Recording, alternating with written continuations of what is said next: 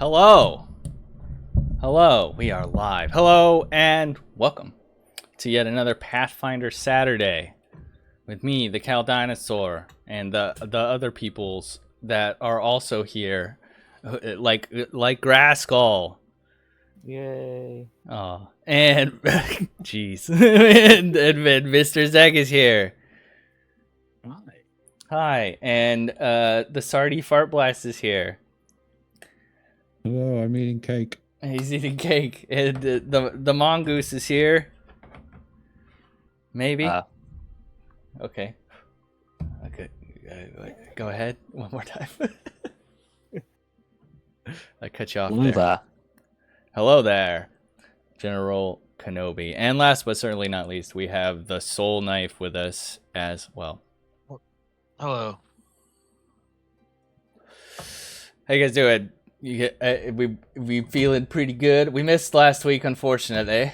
We had just a few too many people that we're gonna miss, and yeah, so we postponed to this week, and everyone has now freshly lost their memory of what happened last time, which is wonderful, because I will be able to use the same tricks on them again. I'm just kidding. So I'm going to do a quick. Everyone feeling a recap? You guys feeling a quick recap from last session? I feel like it's needed. I feel like it's needed. Singing the I don't remember song to myself. Singing the I don't remember song, indeed. All right. Well, we'll do a quick recap then. So last time was session 2, and last time on the Menace Under Otari, our party consisting of Bob, the Hobgoblin Fighter, a rogue named Phil the Short, Q.W. Heartbone, a goblin alchemist, a human summoner named Zeke, and his eidolon Misha, and Seleucos, a lizardman cleric of Sarenrae, continued their mission granted to them by Tamily Tanderville. She had sent them underneath the fishery to deal with whatever had been breaking into her stores, and our party had already faced some danger down here, facing off against giant rats and a giant spider. Added to that now was a horde of undead skeletons and a zombie, which were dealt with easily. Inside the tomb, the party found a magical everlasting torch and a fancy shield shaped to look like a roaring lion. The group of adventurers continued on and came upon a group of kobolds trying to break into a storage area. They quickly dispatched most of the kobolds, and Bob punched the last one so hard that it gave up on the fight. Bob began to intimidate the kobold, grabbing it by the neck and attempting to threaten it. After several failed attempts to get information about the kobold boss out of the small creature, Zeke was finally able to draw some information out about this boss of theirs. Apparently, they had been gathering food and supplies for a powerful new friend of the kobolds at the command of their boss, Zolgren. She apparently is capable of magical prowess, and there are numerous kobolds living in the dens below.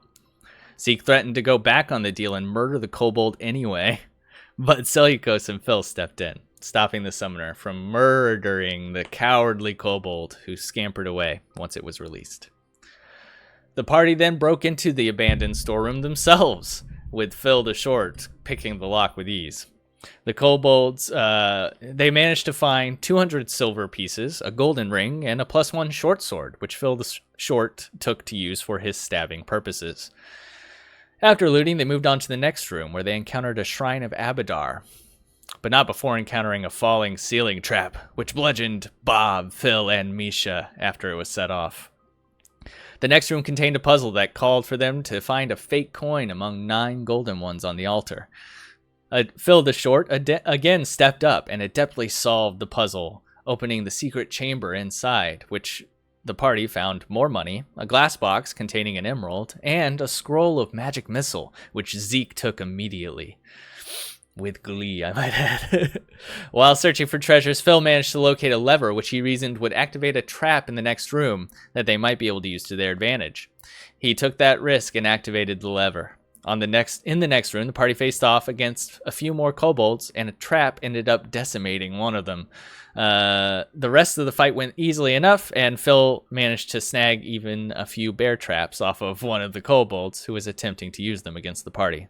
After brushing themselves off, the party briefly discussed reporting their findings above, but instead decided to press on and deal with the problem here and now. They ventured deeper into the caverns only to be ambushed by a pair of kobold scouts. These 2 scouts managed to get the jump on the party, but were quickly dispatched.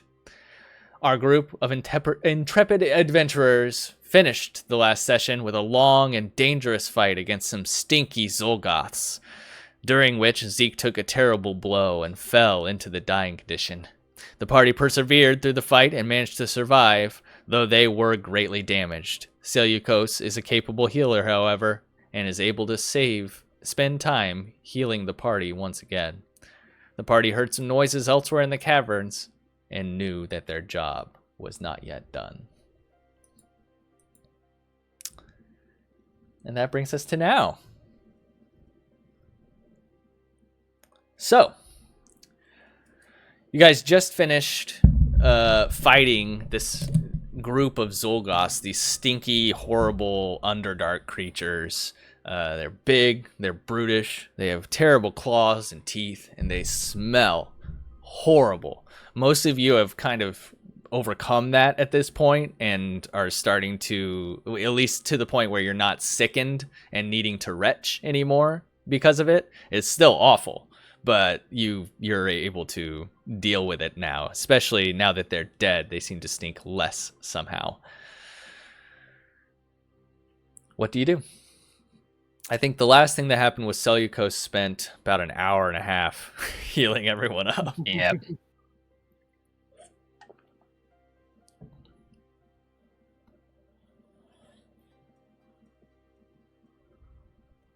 Well, during Should which keep I probably going. would have attempted to figure out the source of the smell on their bodies for just research purposes.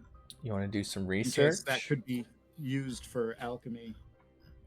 Sure. Give me 1 second here.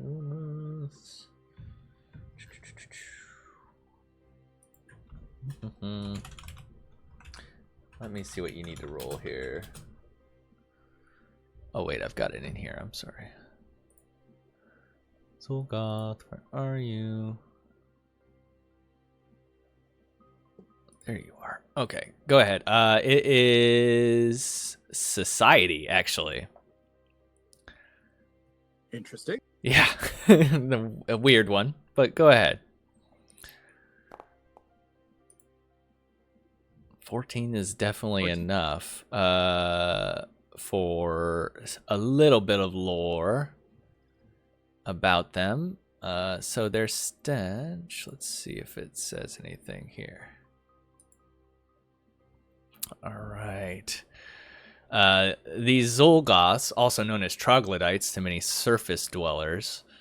Let's see. It doesn't say really anything about where the smell comes from. So your guess is as good as mine. Some kind of stinky bile, or maybe they just sweat. Their sweat smells just really, really bad. I don't know. We'd have to do a little more research.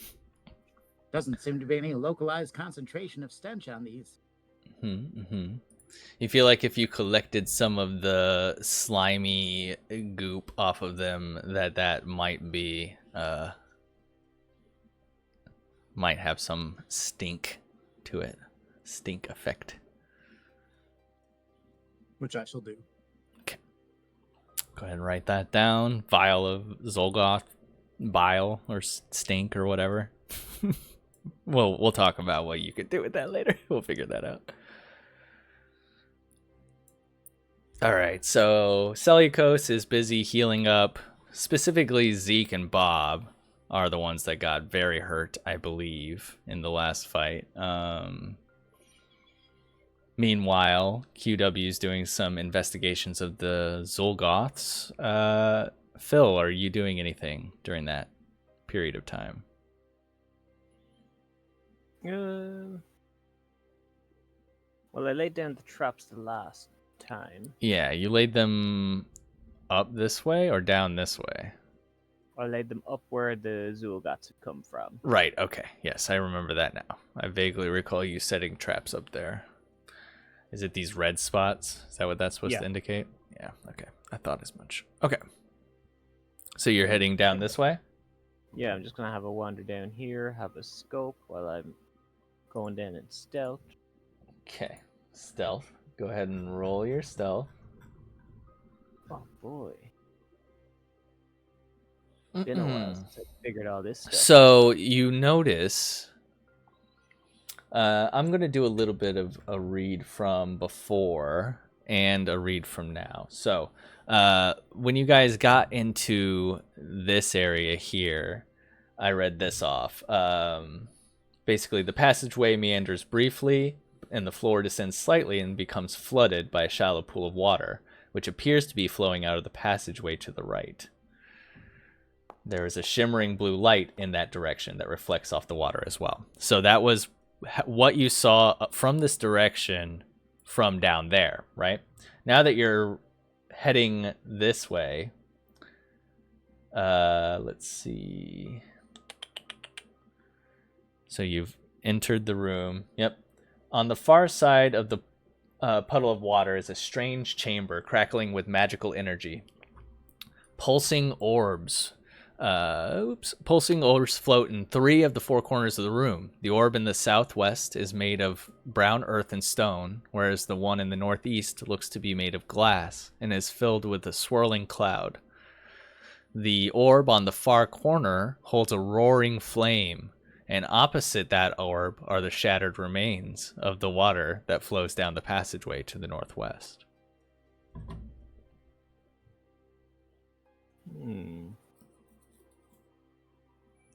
Now,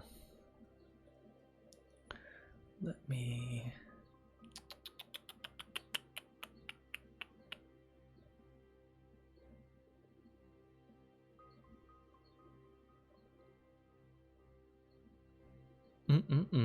Okay, and in the fiery corner, you also you see the flames. You also see just like a cloud of smoke over there too. Okay. And I'm just gonna do something here. Gonna creep forward a little bit more. Interesting. Okay. That was a pretty bad roll on your stealth there, wasn't it? Yep. Okay. Well, so you creep forward a little bit. Nothing appears to happen.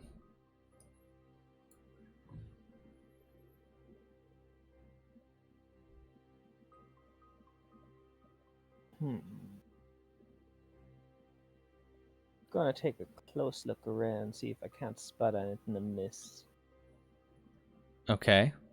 Which way are you going? Just kind of a general survey, see if there's anything. You're just in the room. looking around? Yeah, just see if there's anything in the shadows or whatnot. Possibly trapped. Give me... Alright, yeah. Give me a perception check then. And...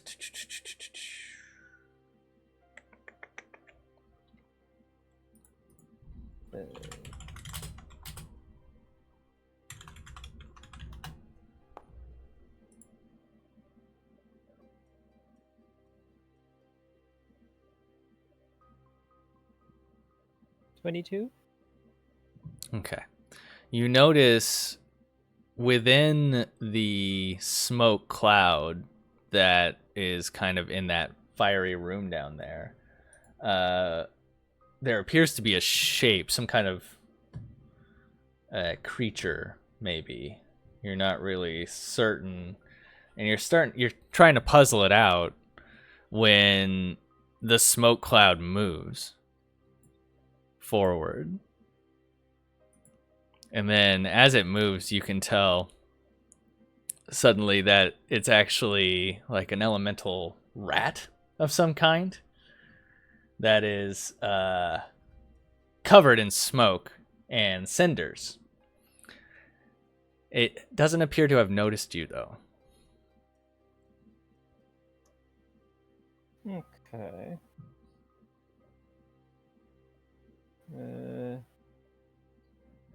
I look back towards the party. give a quick wave of the hand to try and encourage them to come over if they can see me.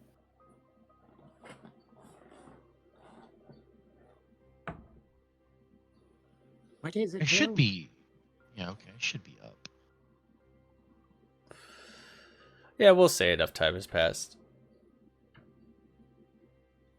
Just poking around.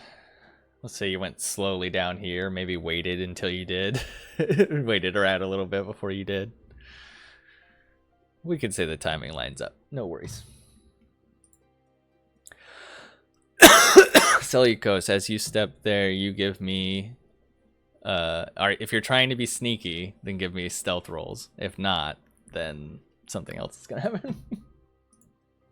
I'll try and be sneaky. We will see how this goes. I have a -2. Okay. Wow. You're fine. It doesn't appear to have noticed you. I don't remember how to pull up my character sheet. You can... Oh, there it is. Found it.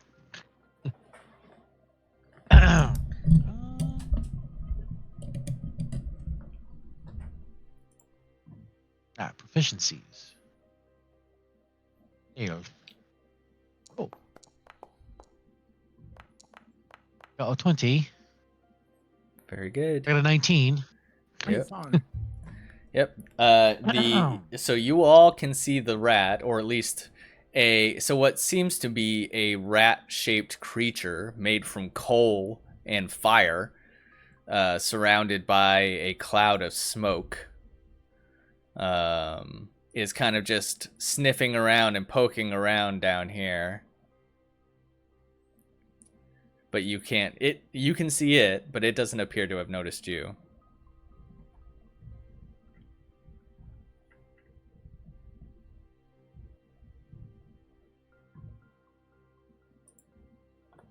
We gonna get it?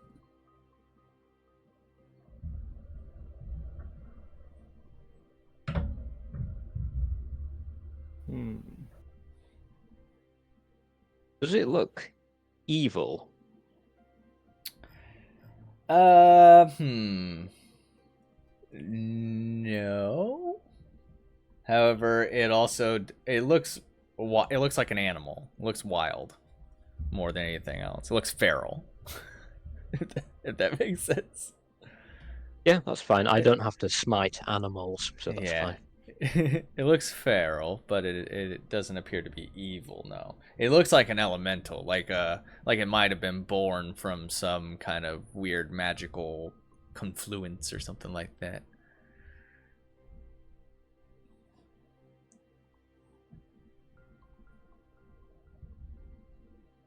Gonna sneak up this way. Try and get a better look at it. Okay. Give me... Actually, no. I'll use your previous stealth. No. Wait. Give me a sec. I'm rolling something. Yeah, give me another stealth check.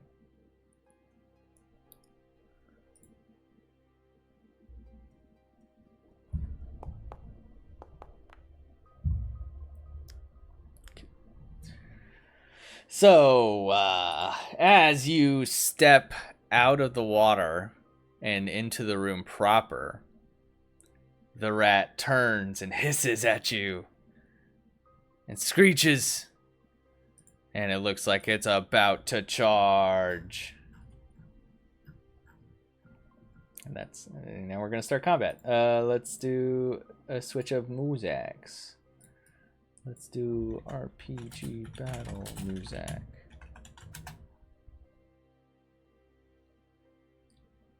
There we go. Good enough. I can't recall how to move the map. If you right click and drag, you can move the map. You can also scroll to go in and out. I'm going to end this encounter from before and start a new one. And we add the rat, and then we add all of you. Yep, someone already did.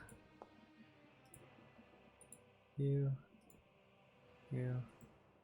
and are all in. Okay.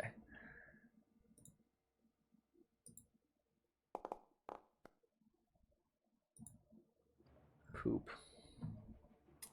I never get to have anything nice.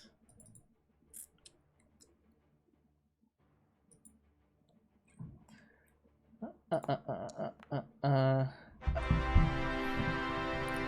natural 20. A natural Twanzoni.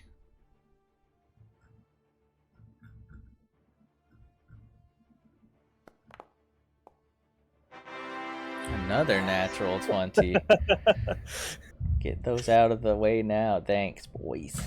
Come here, rat. All right. I believe that's everyone. So, oh, everyone except for Zeke. Boop.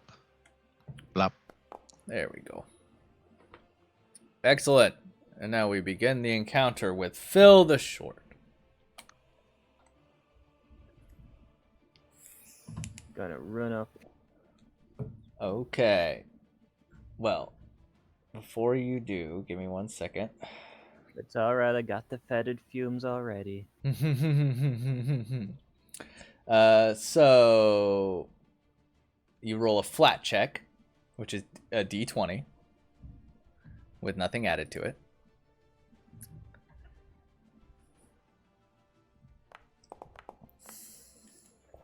A 4, that means you just automatically miss because he's coated in smoke and concealed. So you have to pass that flat check before you can even hit. So that is 2 actions. Oh, wait. Also, roll me a fortitude save. Uh-oh.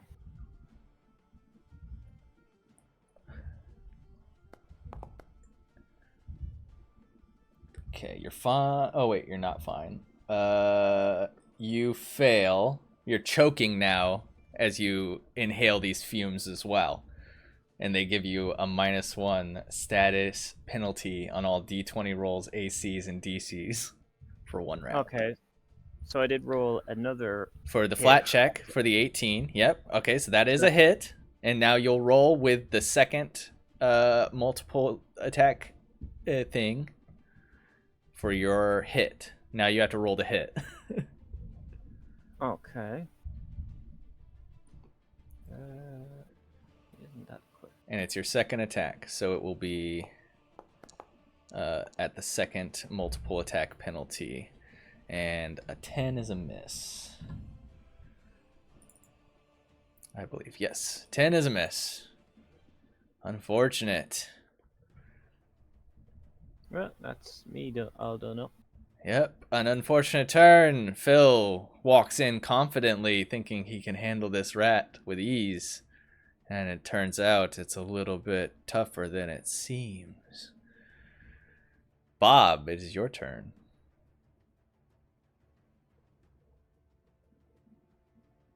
Okay. Bob is going to suddenly charge. Suddenly charging in. And, oh well, if he You might have to, like, finagle your way through first before you can... select himself. Forgotten how to select himself. Just click it. You might have to turn token controls over at the top left. And you might be on measurement right now. Off measurement, I'm on select targets. How do I stop you? Oh, I'll just click on myself and do... You don't... Oh yeah, that sort of works. Yeah. So to use my arrow keys. Yeah. For whatever reason. Yeah. Oh no, I'm in the fetid fumes effect. You Right. are. So yeah, roll me as you get in there. Are you... Do you have enough... You have 40 feet of movement, right? With the sudden charge. With the I charge have, you do, um, yeah. Double. Yeah, I that's have right. up The to 50, charge. yeah. That's right. Okay, cool. So yeah, you're good there. Roll me the fortitude save, and then yeah, if you're going to attack, you will roll me a flat check to see if you can hit him through the smoke. I have so much fortitude, which is good because that was a bad roll. That was an extremely bad roll, actually. That is a critical failure on the no. fetid fumes, which I don't think has an effect. Yeah, you're lucky. It would be a okay. critical failure, but there's no critical effect, so you're I've just sickened. Failed to notice that there are fetid fumes. Well, you're still sickened by it, but you're just, and in fact, I'll go ahead and add sickened to both of you. Because you have that for one full round, which is a -1 to all your DCs and such. Anyway, if you're trying to now attack, roll your flat check first, which is a D20. I that. get an attack as part of my sudden challenge. Right, and as part of that sudden charge attack, you need to roll a concealment check. Ooh, So he's concealed. It doesn't matter what kind of attack you're using. that was a flat 20. So wasn't just a it? D20. Yeah, just a D20, and you need a 5 or better. Is that the same rolling convention as roll 20? Yes. So Must have /R memorized. space 1D20. There's also a button you can click down at the bottom next to where it says public roll, I think. Well, maybe not. They took that out. Just kidding. That must have been a mod I was running. All right, so you pass the flat check, so you can now get your attack. Now you'll roll your attack.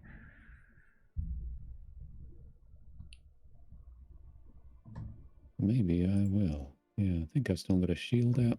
So that is my attack. That's a hit.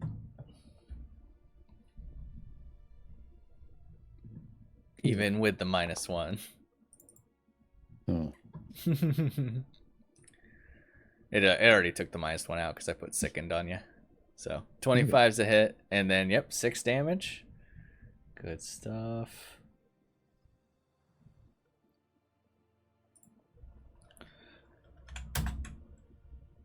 You deal some damage to the poor rat, and he squeaks in pain. all right. All right, how many actions is that? 1 so far or 2? That is 2. Yeah, I couldn't remember if your charge was 2 or not. So yeah, it is 2. 2 of them, and then so you've got 1 action remaining.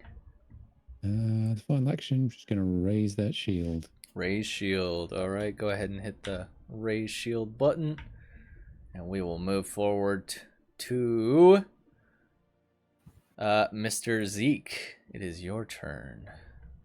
So I'm going to go ahead and move up a little bit. And I'm going to use my action. Okay. To Manifest Eidolon. That'll be my manifest entire action. Demisha.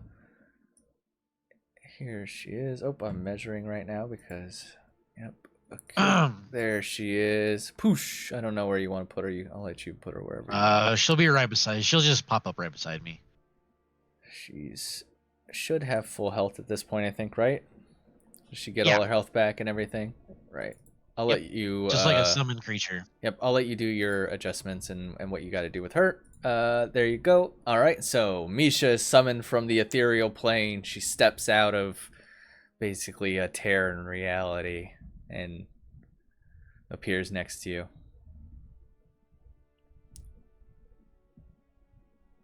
So that was how many? That was all 3 actions to do that? Yep. Oh, okay. Yeah, it's Summoner. expensive. Yep, summoners. Okay. It is now Seleucos's turn. Get a little bit nearer. I think. Ooh, and then needle darts. I'm going to attempt. Needle I can rip. darts. Well, roll me a flat check. Oh, right. Because it actually applies to all attacks.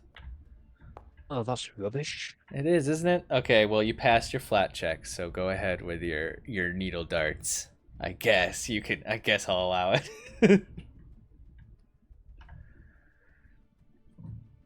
Okay. Ooh. Yep, there you go. And then pop that top one. Regular attack. It's your first one. Yeah. 17 is a Ooh. miss. That's a pretty good AC it's got. Well, that's all I can do. I fling needle darts Sure and they does. miss. Yep, you missed by 1. He has an AC of 18. As it says there on the roll thing. I need to turn that off. You guys shouldn't know that information. Just offhand. Well, I guess it doesn't that's matter. all I It's can hard to do. cheat. Okay. Well, a couple of ineffective turns. Unfortunate. Zeke had to set up. Celicos missed. Phil missed. Bob did a little bit of damage. But now both Bob and Phil are sick. And it's the Cinderrat's turn. Bring it. The Cinderrat screeches and attempts to attack you both. First, he tries to bite at Bob with his gnashing, fiery jaws. Does a 21 hit? Yes, it does. Whew, I was curious with the shield up. I was like, that's actually a tweeter. I was not really sure. Okay. Damage. Bam. You take what? Did that do that right? It's 1d8 plus 4 fire. Right. It's 1d8 plus 4 fire. So 6 fire damage. And you catch on fire. Yes. Yes. You are now on fire. Actively on fire. What that means for you, we'll go over now. Something that happens in Pathfinder called persistent damage. Well, it's something that you've seen QW do with his fire before, actually, to 1 or 2 creatures. But basically, it's a type of damage that doesn't happen right away. And instead, you'll take the 1d4 fire damage at the end of your turn. Basically, after you take that 1d8 fire damage at the end of your turn, you're going to get a flat check to see if you can put the fire out or if the fire goes out. You need to roll a 15 or higher to put the fire out. Otherwise, you'll take damage again at the end of your next turn and get to roll a new flat check. So, there's that. It then turns and bites at Phil. Nom, nom, nom, nom, nom. Does a 15 hit you, Phil? It does not. Aww. He tries again. 13. Miss. Close. Yep. So he misses twice more, but now Bob's on fire. And last but not least, it is QW Heartbone's turn at the bottom of the round. All right, let's just move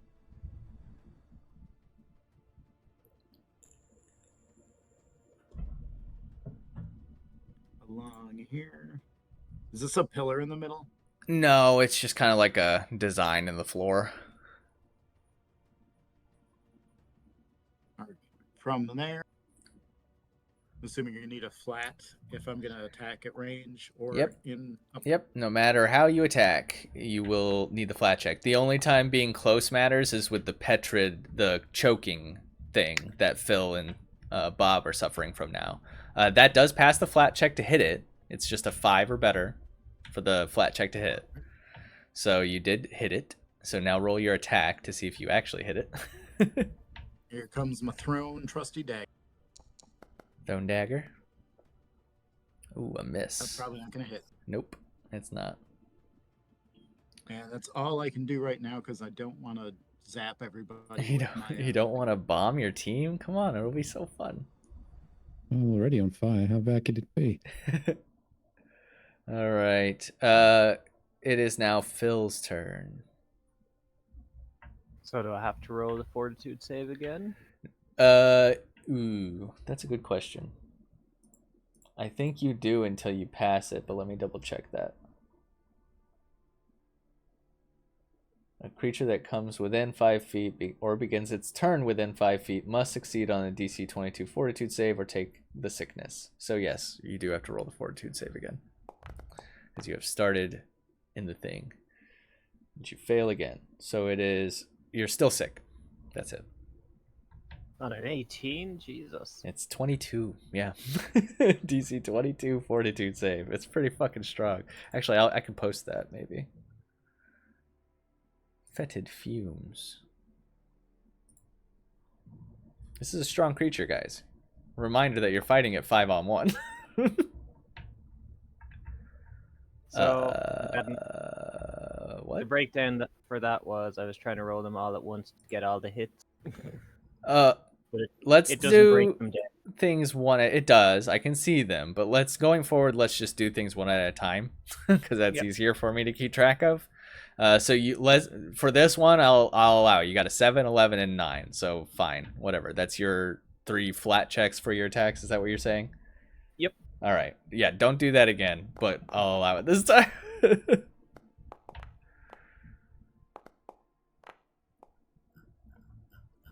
All right, a hit and 2 misses.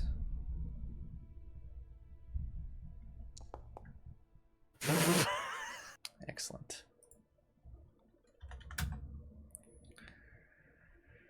All right. You did it. Yeah. Hit that. Congratulations. Fight Okay. me, you little shit. He tried. He failed. He tried and failed. All right. Anything else for you, Phil? Just 3 attacks? Okay. All 3 attacks. All right, Bob. The persistent damage happens and flat check for that happens at the end of your turn, but at the start you need to roll a fortitude save to see if you're still sickened. Ooh, Get up with the sickness. Down with the sickness. No, it's fortitude. I'm sorry. We'll save that for one of your attacks though, or whatever. This will be. Yeah. This should be better because Fortitude. I was about to say, there's nothing added to that. Your should. fortitude should be good. Should. All right. Well, no. Okay, you're still sickened, but you passed your first flat check for a hit. So if you want to roll, if you were going to attack, that's I assume you were rolling for. I am going to attack. Yes. Okay. Go ahead and roll your attack there.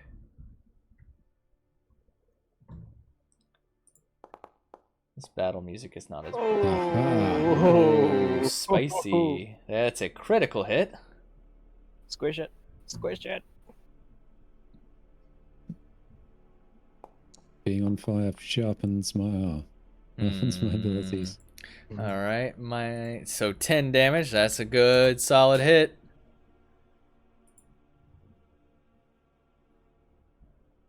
Good solid hit there. Might as well try again. So roll a flat check first. So 1d20.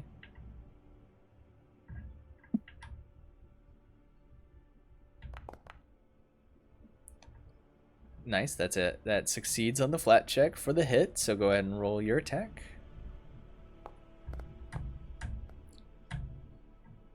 Ooh, a 17 just barely misses. Oh. And I believe you have one more action to go. So I might as well try again. May as well. Actually, Might roll another 20. Does my shield stay raised? No, it comes Until down I at the drop it, beginning. it comes down every time. Yeah, it's supposed to come down at the beginning of your turn. Something that Yeah, I haven't worked out whether it's never done it automatically for me yet. it doesn't. Yeah, it doesn't seem to. Okay, And I don't really I'll know raise how it to. again with my final action then. Okay. But yeah, we determined that last time that it is supposed to come down at the beginning of your turn. So, raising the shield is your last action. Now you will take 1d4 persistent fire damage, 1, and you will get to roll Second your recovery check. There's another d20. It's there's a actual button for it there after you took Mhm. your persistent fire damage if you want. Yeah. Nice. A critical success. You are no longer on fire. No longer on fire. You transfer the fire to the person who sets you on fire. Except with my rolls, I am on fire. Yeah, you are. All right. That was a good turn. We are moving on now to Zeke and Misha. Oh. All right. So for Misha, I'm gonna have her move right here. Okay. She rolls a fortitude save when she walks in range. Now, I do have a question because it's not clear. Because eidolons are based on like their categories. Yeah. For her, it's like phantom and something else. Okay. So I'm wondering, for anything that involves like breathing, is she immune to that? Because it's not clear. I believe we looked into this last time. A little bit. Because I asked if she was prone to disease. And I believe we settled that she was indeed subject to disease. Okay. But I think that's as far as we got. So I am looking. Yeah, because it's see if not there's some it's rules not on this. clear in anything I've read in Pathfinder. Pretty broken if they're immune to everything. Well, I think it's just mainly based on what they're modeled after, because each eidolon has a different set of models. Like the celestial one has angel properties, celestial properties. Right. But do phantom properties or ethereal properties make her immune to that? That's what I don't know. I don't they do. That's what I'm getting at. Okay, I mean, if they don't, they don't. It's perfectly fine. So you need to make a fortitude save, you said? Yeah. I don't see anything that says they would be immune to it. Okay. 27. She passed it anyway. She's fine. All right. And then I'm going to move here so I can get a clear shot. Oh, All right, that's 2 actions.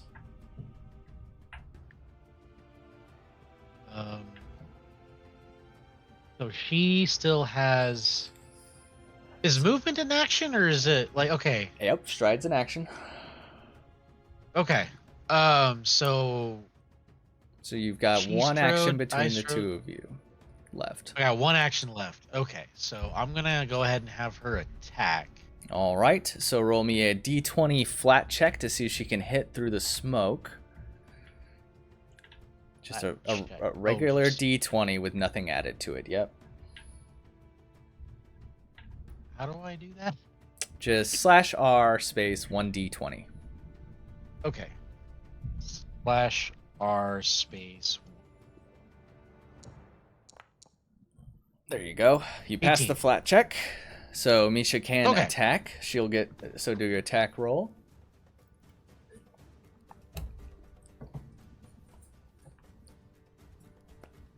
Yeah, this little rat, he's not entirely like super 28. strong. Ooh, a 28 is a critical hit.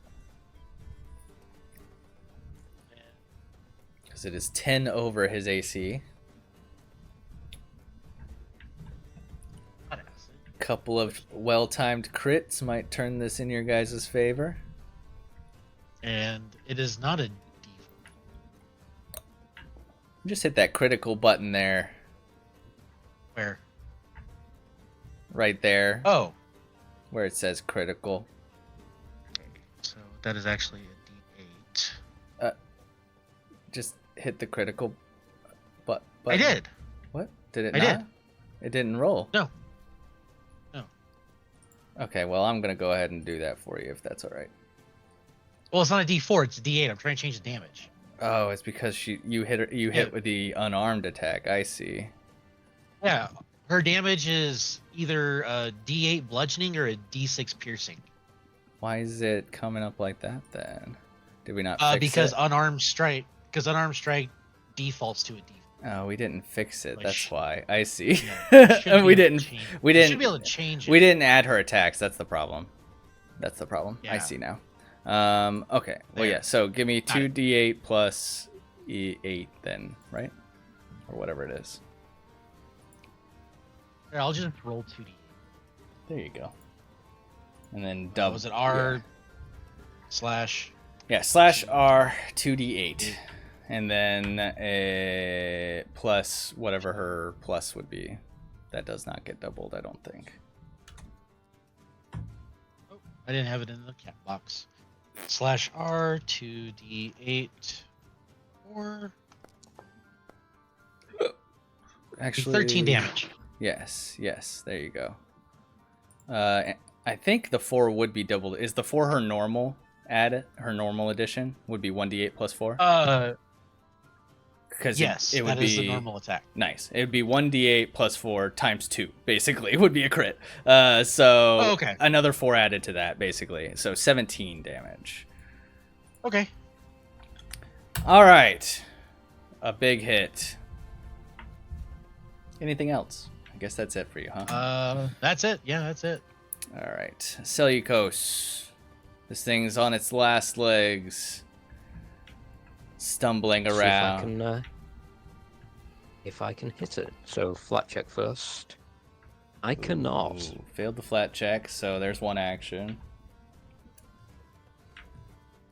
To be fair, I was going to use needle darts, so isn't that 2? Yep, It would it cost would me? have been your 2 actions, Okay. yep, if you were going to needle darts. Right. In that case, I'm just going to move here in case anything terrible happens to Phil or Bob, so I can heal them more easily. That makes That's my sense. Okay, the Cinderella will get one last go. Maybe, depends. He's got a little health left, not a lot though. He first strikes out at Misha with a bite. Ooh, a big fail, 13. Then he strikes out at Bob with a bite. And another bad roll. And then he strikes out at Phil with a bite. Yep, bunch of misses. Alright. Cinderrat fails. He flings wildly. You've backed it into a corner, invaded its home, and decided to murder it for no reason. It attacked us, not the other way around. It hissed at you. That is not an attack. Besides, it couldn't even leave the room. Right, so failed my That's fine. first Go ahead. one. Succeeded. Come on, you. That's a hit. Oh, it's a hit. Yeah, that's a hit. It's 18. 18's the AC. You guys know the ACs. Something you're not supposed to know, but you do. Oh, I didn't mean to do that. Give it a nice 5 damage. Uh-huh. Doing that. It's still alive. Just barely. Failed the flat. So your second attack fails. Okay, that's the second. The third attack will have a good flat check, but it is your third attack. And a miss. Dang it. Okay, but you did skip Mr. Zeg, so that's nice of you. Oh, my bad. QW. Wouldn't have mattered because I'm probably not actually going to do anything because I don't want to shock half the party. Do it. Sure you do. Chuck us all. We can take her. Sure you do. Okay, so you're just gonna hold. Is that your plan? Oh, and accidentally moved because I hit the wrong thing. Now you're hiding behind Zeke. Where'd he go? He's hiding behind Zeke. He's having a nap. All right, Bob. Put this thing out of its misery. Yeah, I've put my fire out. Now I'm going to put this thing out. That's right.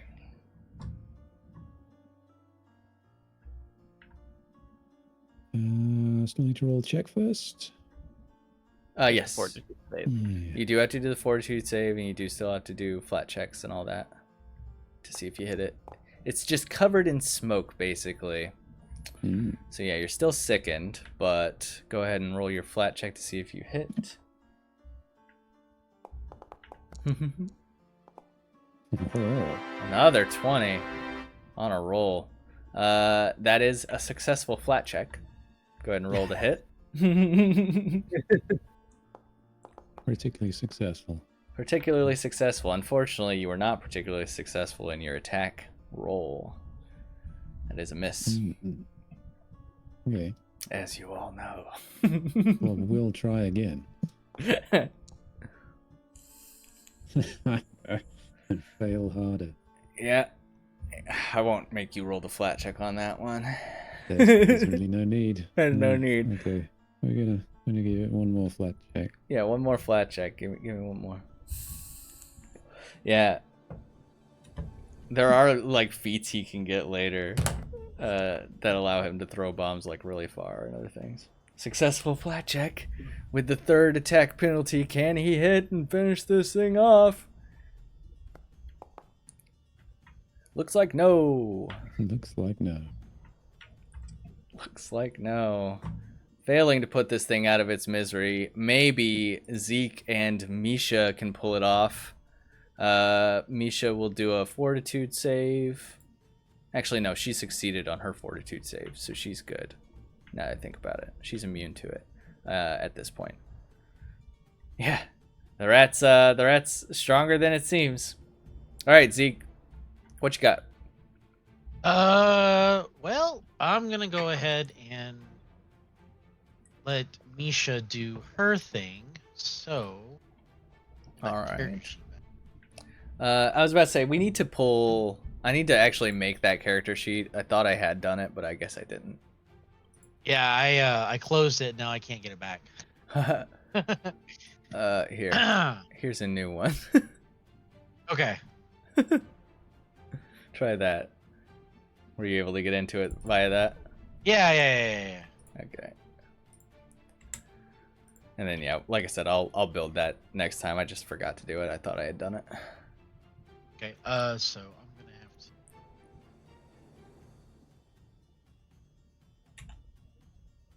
If we gotta roll it manually, then Let's. is what it is. It's gonna be a 13 for one action. Yep, that's a miss. Though on your next action, if you're going to attack again, roll a flat check first. Okay.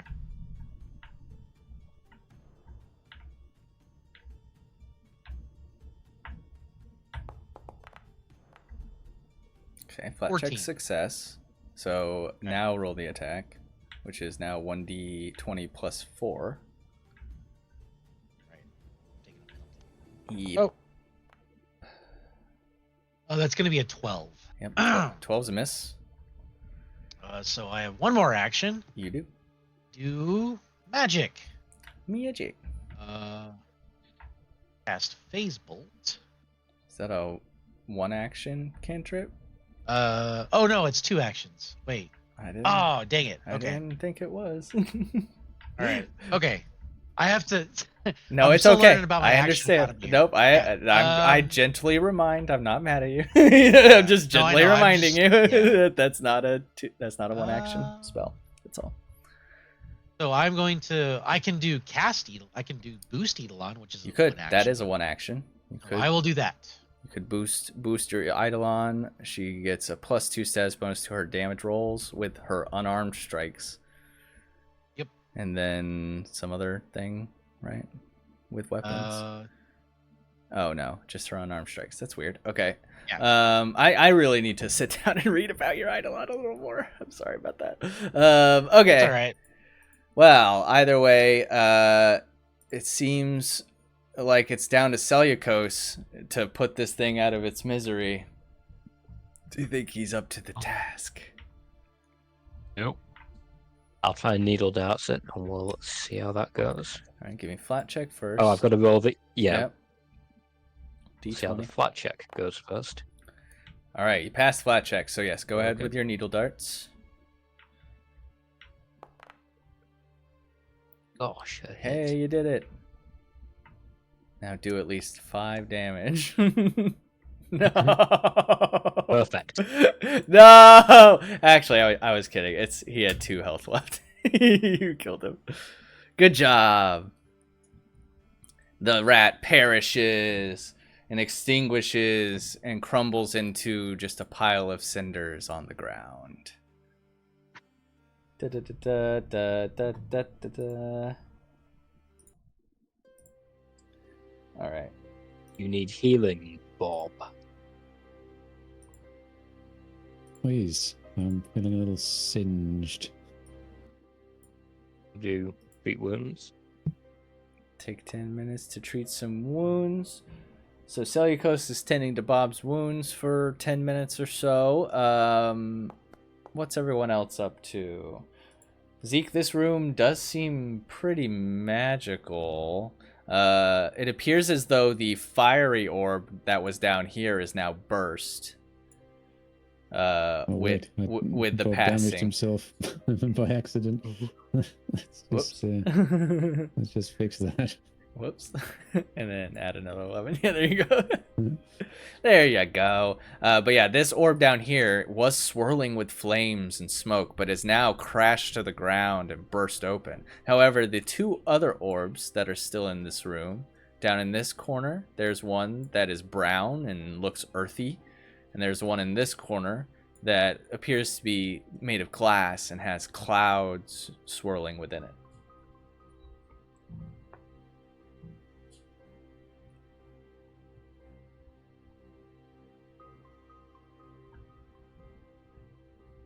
What do you do?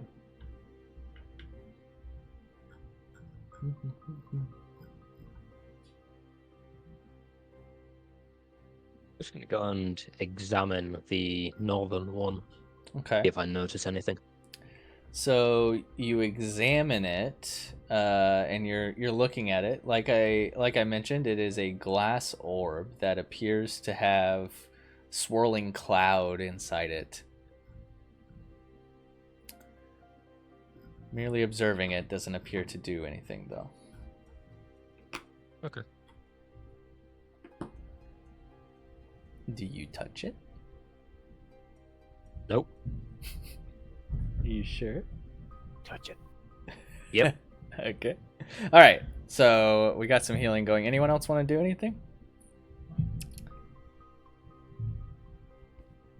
I'll check the earth orb out without contact. Okay. Like I said, you see an orb that this one appears to have like earth and stone inside. Looking This around one. the room, are there any inscriptions or triggers or Nothing. anything? Nothing that you can see. No inscriptions or any words or anything like that.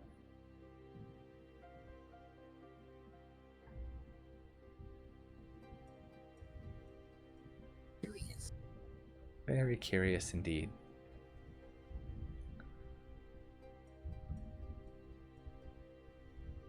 Taking a look around the room again, you realize that the cinder rat that you just fought must have been trapped in this room.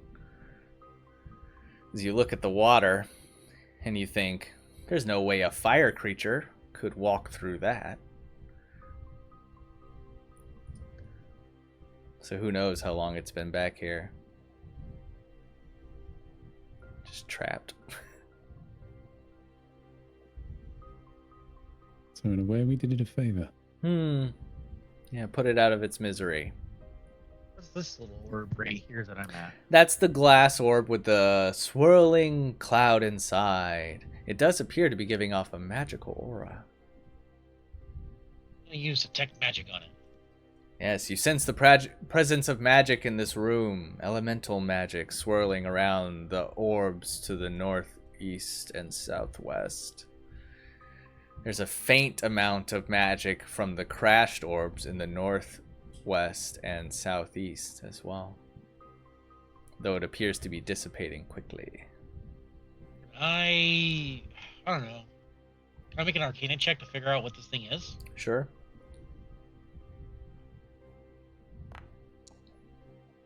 All right. Yeah, you're looking at this, and you feel like the only thing that might trigger something like this would be touching it. So you're looking at it, and in your arcane senses, you don't sense harmful magic coming off of these things. Just natural magic. I put my hand on it. That one's crashed and broken. Uh-oh. You can do the Yeah, one I'll in the touch south the- and west, though. You could do the earth one. I'll touch the air one.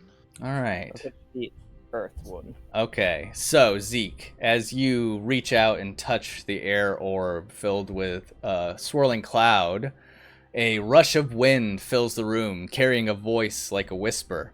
It says, "Call upon the wind to gain my blessing and soar through the sky."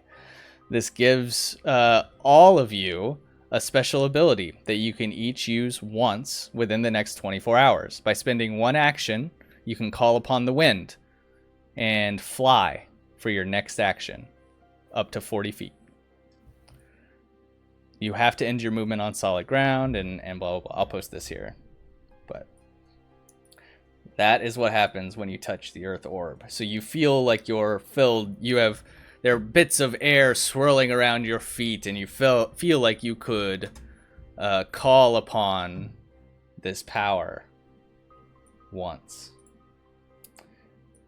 After touching the earth orb, you hear grinding and grumbling like boulders falling down a hill.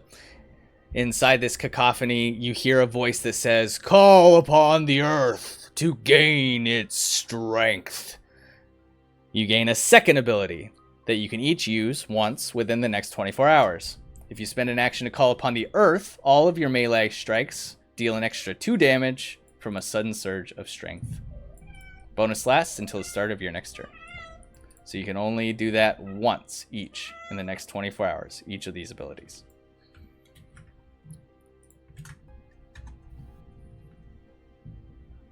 Be nice.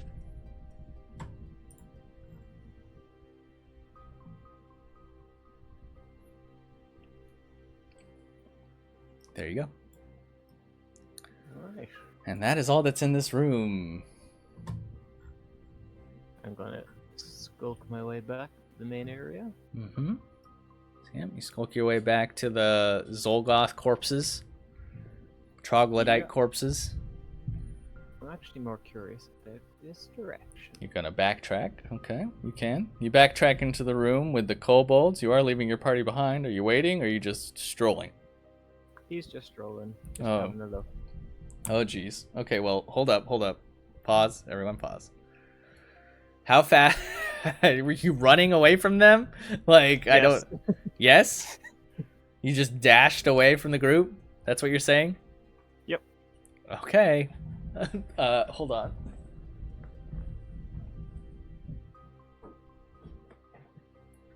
Come on, sir. Go on.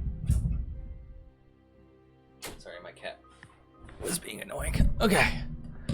I follow along. Gotta feed the cats before they explode. Yes, I too have cat problems.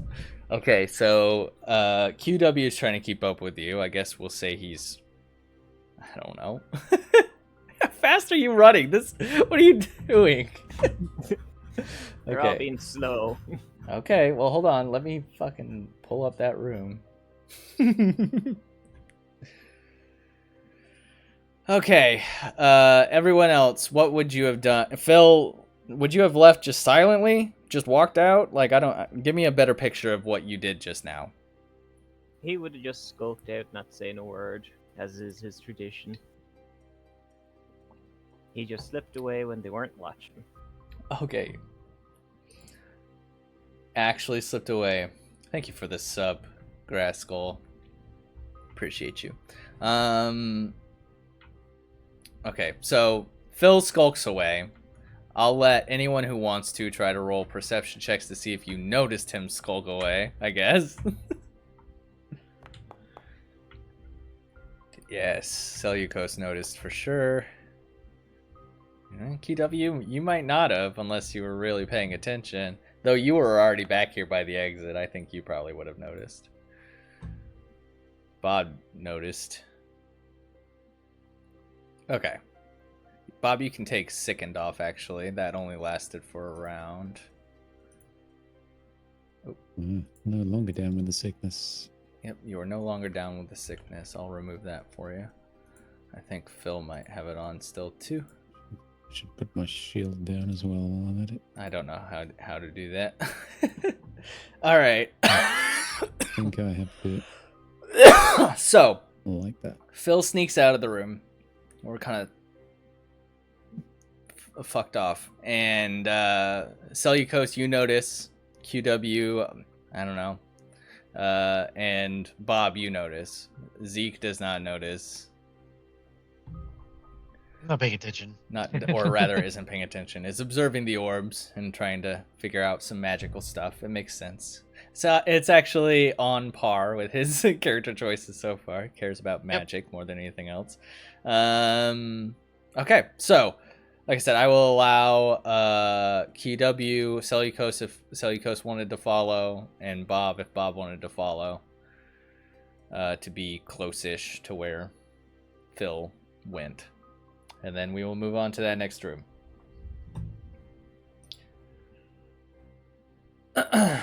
I'll let you do what you want, Bob. I'll let you use that information how you will. If you didn't follow, then it's all good. I was just messing around, wondering why his little shield icon won't go away. I think you have to click it in the top right and then it just goes. I could be wrong. That's from memory. Yeah, you right-click it in the upper right there. No. In the upper right of the map screen.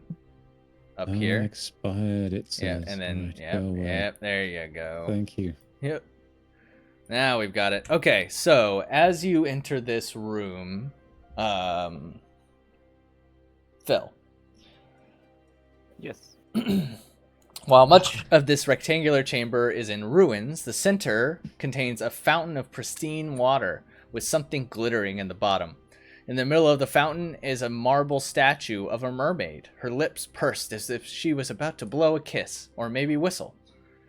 Each corner of the pool has some sort of mechanism embedded in the stones, but the one in the southwest corner appears to be smashed.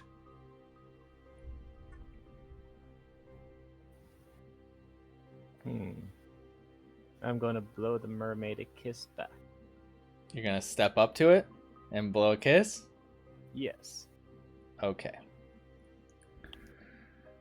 Well, here's what I want you to do. I want you to roll me an initiative. And just give me 1 second. It's not a true combat, if that makes sense. Well, I'll get around to it here in a second, but I need an initiative from you, one way or the other. 17.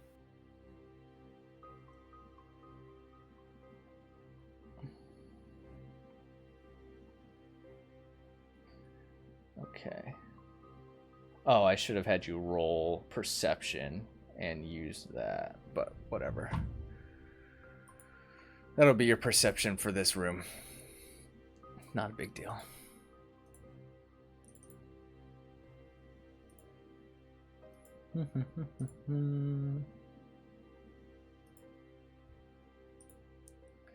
Let me get one from everyone. If you're not in the combat, I will put you in it. An initiative? What for? Why are we attacking? Who are we attacking? Well, I'm gonna get to that. Alright, well, it's a little weird. Like I said, it's not a true combat. Welcome to Pathfinder. Alright, so.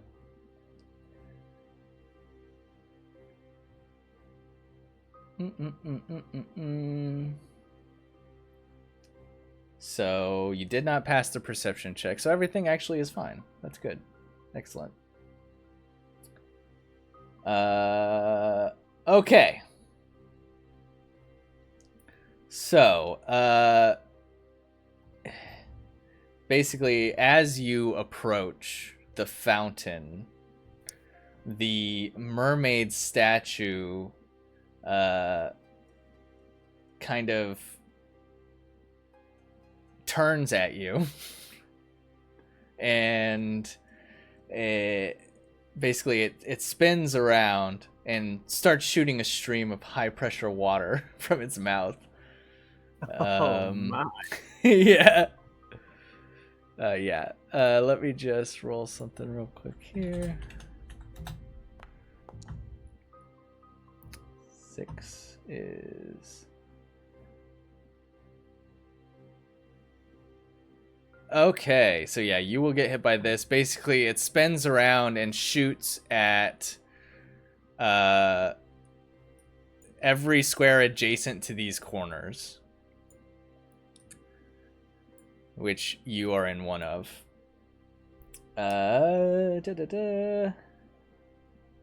It just No reflex save. It is a reflex save. You get a DC reflex save. Yep. A 11 is a regular failure, not a critical failure, but it is a regular failure.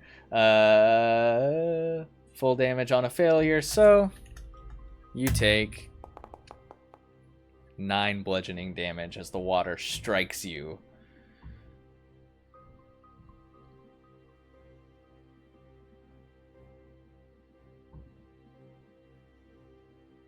Okay, and now it's QW Heartbone's turn.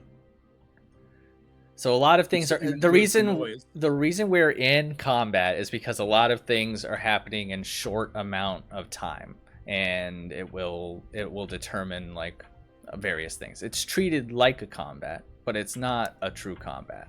It's a trap, more or less. I'm sorry, go ahead. What were you saying? I rolled a 24 for initiative. I don't know if that's in the order or not. It is not. And you would have gotten a turn first in that case, because, yeah, it wasn't in there. 24. But yeah, you would have gotten a turn before the fountain sprayed. So you'll basically... if you move into the room, you'll get to roll perception and other things. So, as of your turn, nothing had happened. So if you were just following him in there, then do that. Yeah. So, I was just unaware that it was your turn first, and that's my bad. Yeah. Just be in there, and then things happen, and it spins around. Yes, so you would have taken the 9 damage as well then. Or actually roll me a reflex save to see how much damage you take. I think I'm going to fail this. That's my weak one. Let's hope you don't critically fail it. I do. Oh, you did fine. What are you talking about? Your worst one. You succeeded, so you take half damage. So you would have taken 4 instead of 9. Okay. Don't like that. Yes. So now we are at QW. I apologize for the mix-up there. So I'm assuming that made noise. Oh yes, you hear spraying, you hear like loud spraying, like a pressure washer, basically, and water hitting different parts of the room, water hitting Phil and Seleucos, and them yelping in pain, no doubt. That's as far as I can move, so I can see them getting hurt. Yes. That's about it. Yes, and actually, yeah, you can now see that what they are dealing with is a massive fountain with a marble statue of a mermaid in the middle, and each corner of the pool, there's some sort of mechanism embedded in the stones, but the one in the southwest appears to be smashed.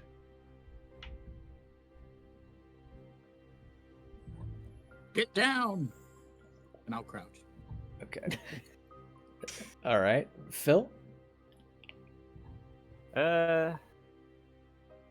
Phil, in a panic, is going to smack one of the mechanisms to see if it does anything. All right.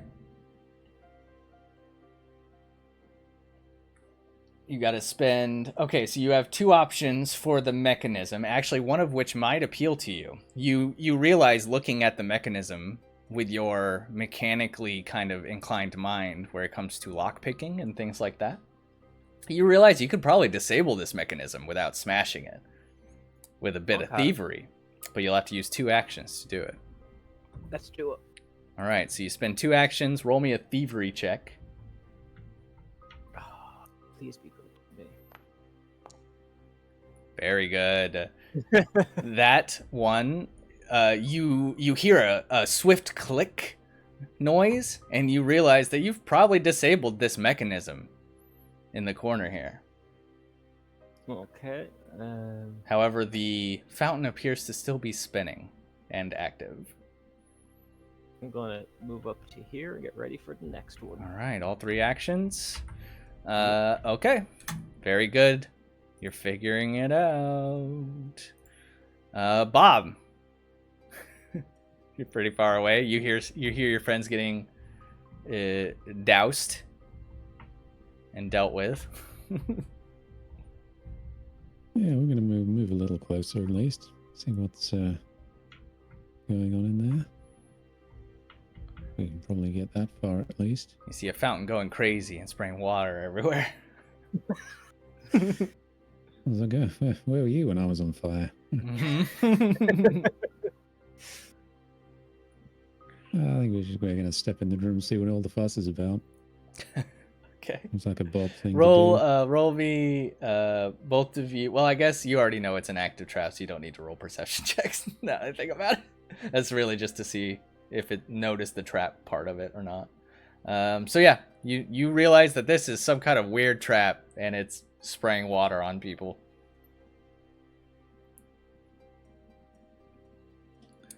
That's 2 actions, right? So I guess you do have one more if you want to do something. The fire one, smash the fire one. Oh, Right. He doesn't have Yes. the ability to get anywhere really, other than Mhm. So yeah, where he is. So he's just going to spit back at the mermaid. Patooey, Might do something. Yeah. Patooey, you. I patooey at Give us- you. Give us a ranged attack roll. Make sure it doesn't dribble down yourself. Okay. We have that's it for Bob's turn. Zeke, you hear some commotions from a couple from down the tunnel as your friends encounter this spraying hose of danger. Spraying hoe, Oh. alright. Let's I'm gonna tell Misha, let's go check that out. Mhm. No, I'm not going into a wall, you stupid fuck. God damn it, Misha. No, it's Zeke, like just running into fucking walls over and It's over my again. walls. My walls are super tight in here. I learned from this one on future maps, I promise. Oh, You can't my go through that. God. There's a wall. You gotta go up. Yeah. And around. All right. Well, I think you've probably moved too far at this point anyway, because that's like 4 actions. How many? Like, what's your move speed? Oh, I forgot we were in fucking combat. Yeah, we're in combat. Yeah, we're in combat. Oh, okay. Yeah, Yeah, no, that's all right, Sorry. whatever. yeah. You're kind of we're moving in Completely combat. fucking forgot. 3 actions. So yeah, well, whatever, however far 3 actions. So that's is. 2, and then that's 2 actions there. I think you could probably move a little forward with Zeke if you wanted to, up to like the middle ish. And then you Yeah, have one more there we go. action from there basically. I guess what do I see down this tunnel? Nothing. You see that room where you fought the 2 Kobold yeah. scouts when you came down here initially, and then you see QW looking into a wind or crouched and looking into the next room, and saying, "Get down." Ah, okay. So Um, there's something going on. You're not really sure. yeah, all right. Well, I guess we'll kind of just see and Time to poke wait poke till my around there. turn again. Yeah, like I said, you do have one more action if you want to move someone a little bit further. Like if you want to send Misha forward or something, you could do that. No, that's fine. Okay. We'll just sit here for a second. All right, sounds good. That is the safest place, honestly, from this trap. So there is that. Seleucos, it is your turn. This thing sprayed you as you stepped into the room. You watched Phil. Maybe he seems pretty confident in moving on to the next mechanism. So you think maybe he's onto something. Yeah, Seleucus is wise, but he's not very intelligent, and this kind of thing is not his cup of tea. So he's going to move over here, He's so he gonna doesn't leave. get hit again, Okay. and that's his turn. Okay. The fountain sprays again.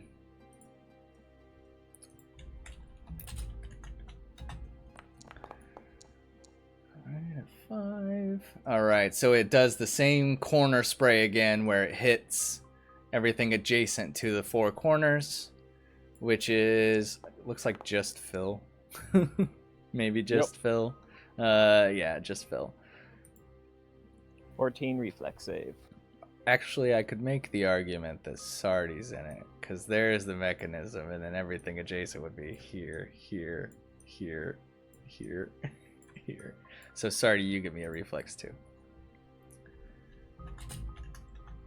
Alright, so you did a regular failure. We have another regular failure.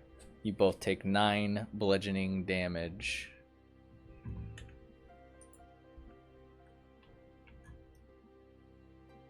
As the water sprays you viciously. And it's QW's turn again. Well, there isn't a whole lot that I can do about the water, so I am gonna hold back here. Let Phil deal with this, huh? What he's good at. Yeah. He is kind of built for this. He's also not built for taking damage. No, he has already also taken 18 damage, so that's something to be aware of. All right, Phil. What you got, bud? All right, he's gonna try a risky play here. Okay. Gonna try to disable this, Ooh, you fail. and then I'm gonna launch a dagger at the opposite one. Okay. So, roll to hit. Actually, no, you don't need to roll to hit now that I think about it. Yes, you do. I'm sorry. It has a low AC, that's all. So yeah, roll to hit. Good. Alright, so you hit it. Give me damage.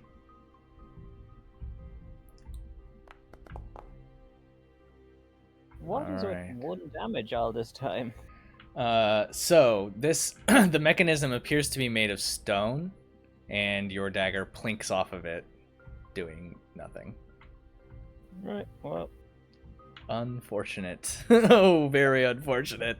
goodbye, cruel world. Okay, Bob.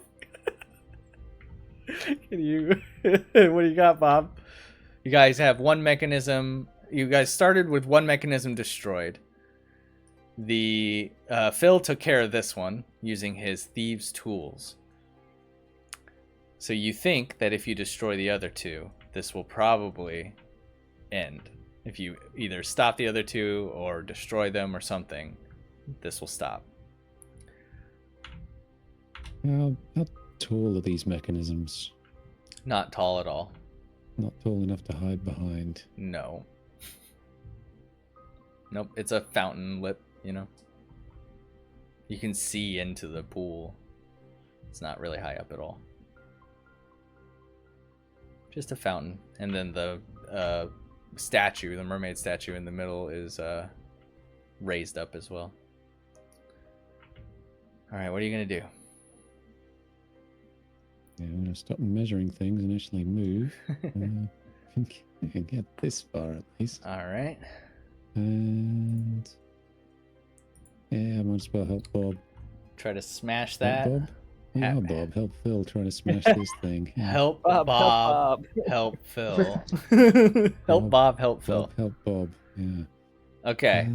So yes, so you're just gonna try and smash it, or are you gonna try and? We've seen a knife just sort of ping off of it. Yeah, knife plinked off of it, but it didn't look like it was very much damage behind that knife. So certainly no Bob swing, if you get my drift.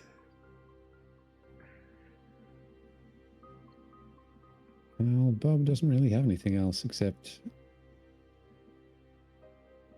melee weapons. So, Smash. Yeah, we're gonna try and Alright. see. Actually, we're gonna see if bludgeoning does anything different to sort of slashing sword damage.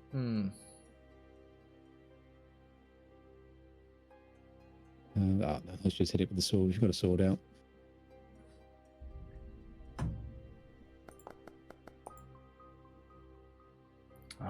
you do smash it. Roll me some damage.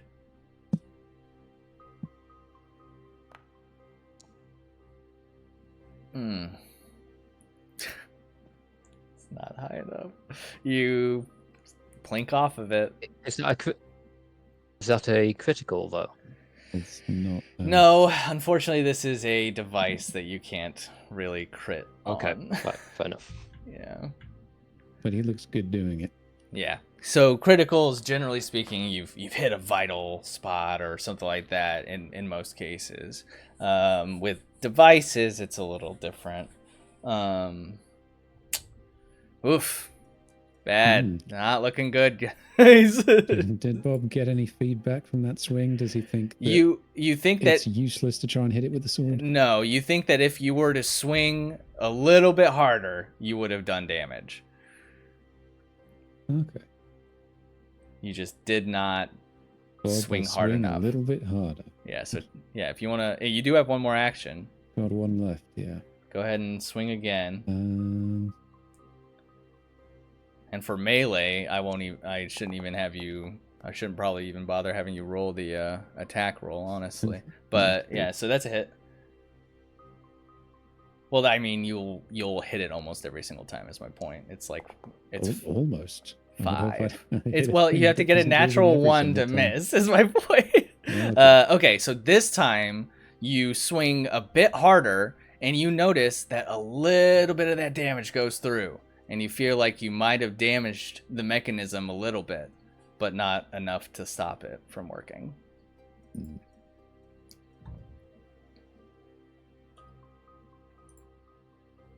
Let me just write this down. Mech 1, Mech 2 is down to... There we go. Okay. Maybe he points at the chip so Phil can see what's going on. Yeah. Phil's not going to be up long enough to help. Or perhaps offers himself as something for Phil to hide behind. All right, Zeke.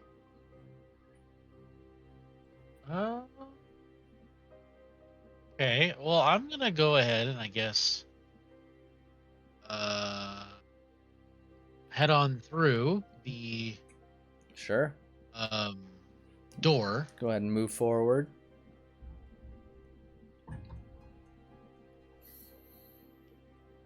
Oop.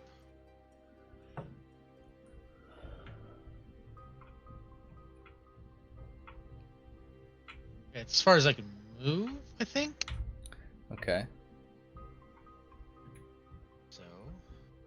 Okay, well, what do I see in here? Like, what's going on here? So, in this room, you don't really see anything, but you do see Seleucos and QW standing over by this doorway and looking into that room very worriedly. But you can't quite make out yet what's going on in there.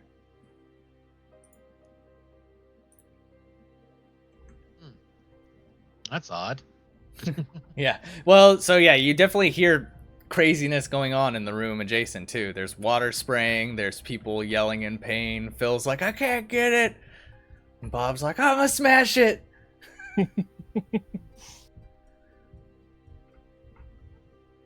So there's something happening. You're just not quite sure exactly what yet.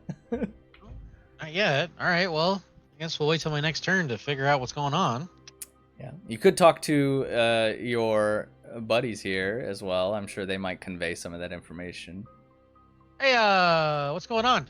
Like, what is happening? Looks like Phil's Being trying to attacked. disarm a trap. Yeah. And it went it's a horribly, phantom. horribly wrong. Yeah. Yes. Okay. Yeah. Okay.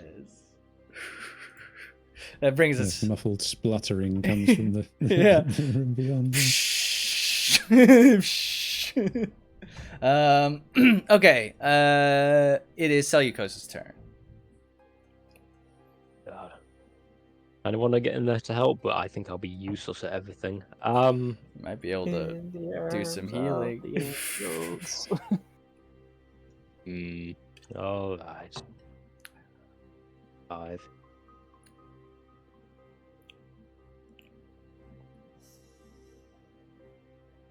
That's one action, and shockingly, I'm actually going to heal someone in combat. Or fighter.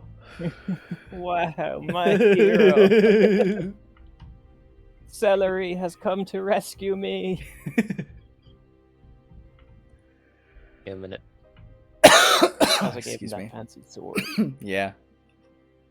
We're bonded.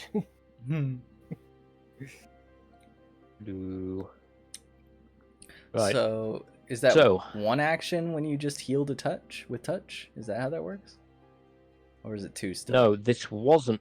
I did actually go right next to him, but I used the 2-action variant because it just uses one slot, but it's more powerful. I understand. So- Okay. Yeah, and that's. Oh, should I just click apply healing? If you have him targeted, yeah, you can. Okay. Yeah. Oh, weirdly, yep, that I think that worked, yeah. appears to have healed. Phil? It didn't, but I just popped it in there now. Okay. Yeah, first I did target him, but for some reason it healed me. I've knocked off the healing okay. from me. I'm slightly down. Yeah. So that's my entire turn, and Phil's not dead. So Phil's, that's good. you know, that was a really good turn, I think. Phil might agree with you. Yeah. You've just enabled me to take 2 more hits before I go down. Right. Let's see what happens. Now, as the fountain sprays again, a 6 is the corner spray again. So actually, Seleucos, you're safe from the corner spray. So it sprays at all of its corners again, which hits Bob and Phil. So give me reflex saves. Ooh! There you go, Phil. Phil goes into Matrix mode. No, seriously. A critical success on that reflex save, you take no damage. So you dodge deftly out of the way as it tries to spray you and manage to avoid any damage this time. And then Bob, you have a regular success, so you take half damage. So 4 damage. All right. And it's QW's turn again. I'm still gonna hold action Sounds good. because I think I'm gonna get in the way. Phil? Disable, you son of a bitch. It's a DC 20 disable check. Unfortunate, but you failed again. I do have one last resort. You have one more action. Yep. That chink in the armor that Phil made. Yeah, or try that Bob made. Try and do a little more damage. Yep, you hit it.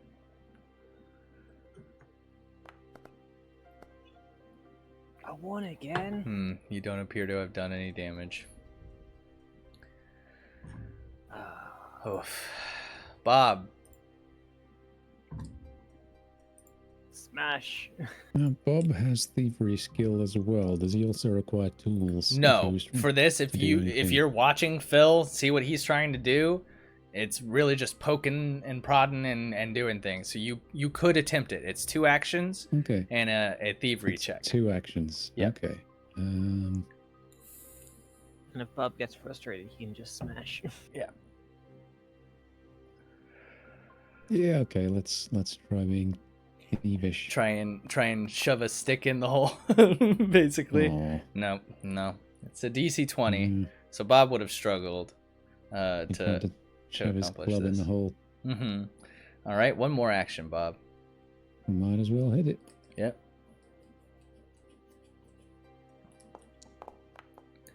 All right, you smash it. Roll me some damage. Big hits, Bob. Big hits. Ooh, you do a little more damage. Yep. Are you two-handing? You could, right? I could, but I'm currently not. I should Okay. be, really, because When you don't have your shield out, you really should be. But yeah. let's say you did. Let's just say you did, shall we? What if I did? But what if you did? So why don't you roll a d12 plus 4 for me instead? Just to... Let's say you did as you were walking in here, thinking you didn't need your shield. You hit. That's good. Nope, that's good. That's good. So yeah, D12 then. Do the damage with the two-hand instead. That's all I want. Do it. That's much more like it. That's much better. All right, so yeah, you take a big chunk out of the mechanism this time, and you feel like you've done quite a lot of damage to it. It's got to be on the verge of breaking.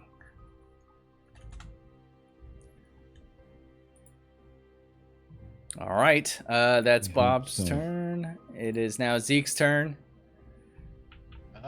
Yeah, we'll go ahead and kind of Poke over there, Into see here. what's happening. Yep. So you realize now that there's some kind of fountain trap attacking the party, and they are furiously trying to disable it right now. Right now, what that entails is smashing one of the mechanisms at the corner. Okay. All right. Yep. Let's see. Do I have anything that can help with this?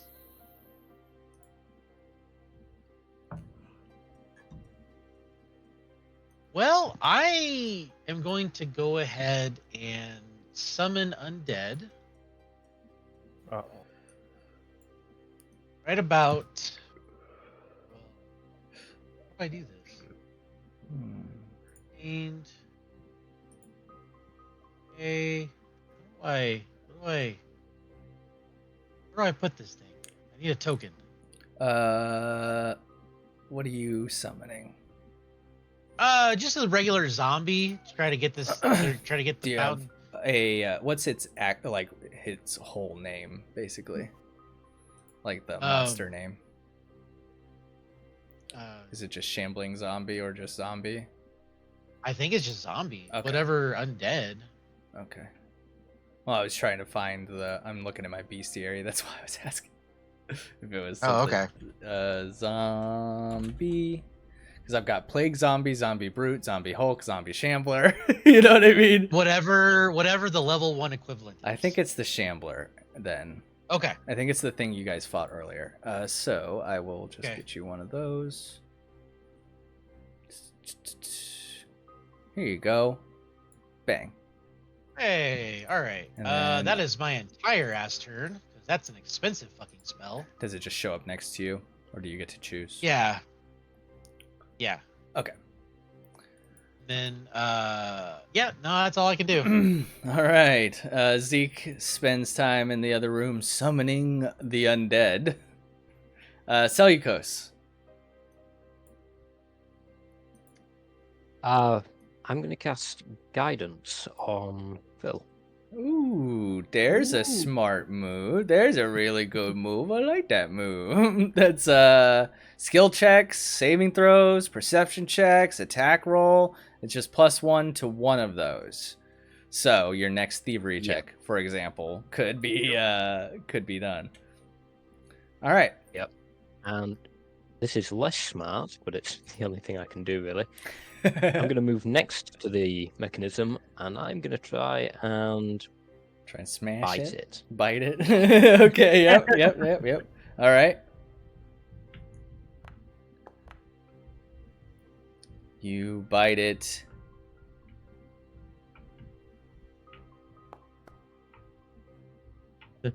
Another one.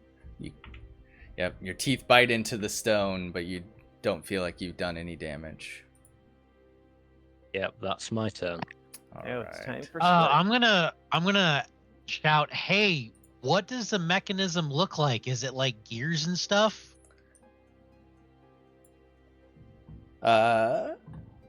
Anyone gonna?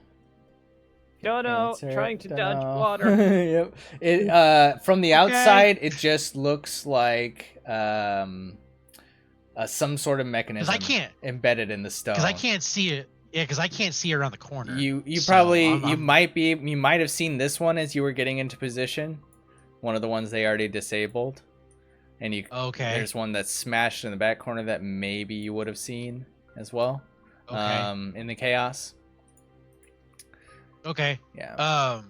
What does that? What does it look like? It's just a. Does it look like? Go ahead. Does it look like gears and stuff, or does it just look like a It looks like basically it's some sort of mechanism is all it really looks like. So gear, some kind of gear system or something like that. Yeah. Okay. Could I shove a zombie into it? You could try. Okay, that's what I'm gonna do. When it's my turn. You could I'm try. just gonna shove this zombie into the mechanism. You could Hopefully try. it gums it up. That's funny. Okay, so the fountain starts to spray again. Another corner spray. So all three of you give me reflex save. Oh dear.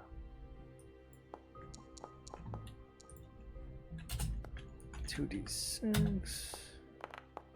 We have a pass. We have a pass.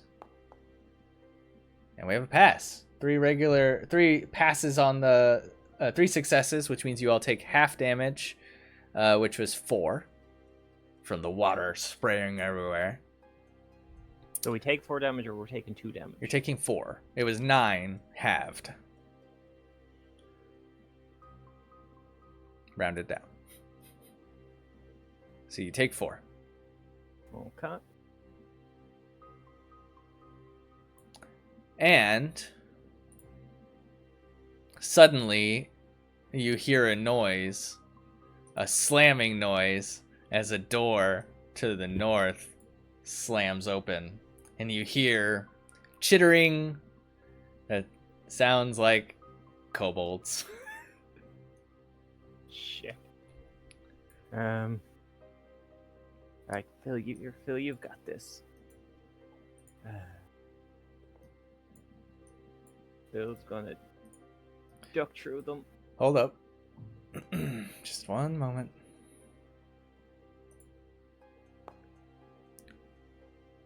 Okay. Because it is QW's turn first. Oh yeah. To see if he wants to do anything. Get in here I'm and just- bomb things. Moving out of the way of things. Standing out of the way. What did you yell? Bomb stuff.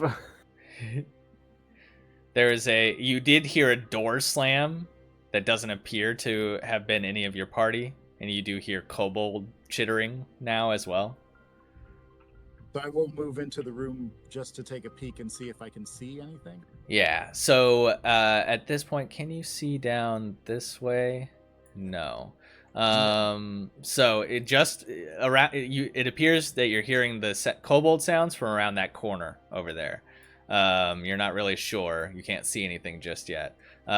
Otherwise, you see your 3 party members surrounding this mechanism in the corner here, trying to disable it. Meanwhile, the fountain is spinning around and spraying water, and occasionally hitting them with high pressure. Is it possible to duck behind this thing, the column down here? Yes, this is not a column. This is just a short mechanism in the ground, which appears to have already been disabled. It's no longer moving. Okay, so I'm going to move down to the disabled part. Mm-hmm. And now I can kind of see stuff, but I'm going to hold action till they get closer. Okay. So I'm going to prep my infused reagents. So yeah, you can see now that there are shuffling forms coming from beyond a door up here. And so you prepare your reagents. All right. Right after that happens, scampering into the room comes some kobolds. And they're chittering, and they seem angry.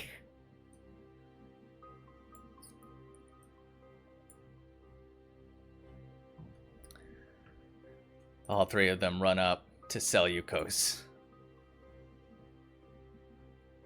And they strike at him with their primitive spears. If I survive. 20 to hit. Yeah, that's a hit. A 9 to hit.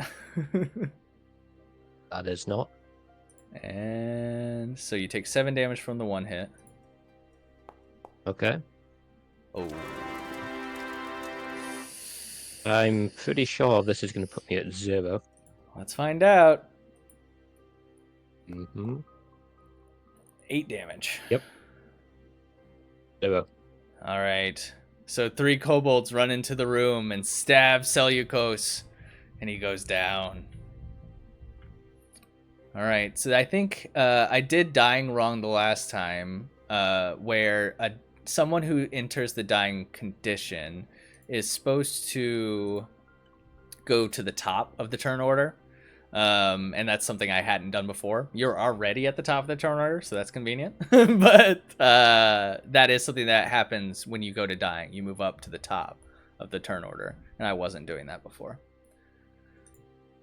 Okay. Should I take the dying 1 thing on my character sheet? Yes, you should. If it didn't do it automatically, yeah. Oh well, actually, I'm sorry. No, it's dying 2 because you took a crit to go down. If it's a crit that wonderful. takes you down, you go to dying 2 immediately. Yeah, that's some bad news, boys. It is Phil's turn. Phil's gonna dash in here. Okay. He's gonna,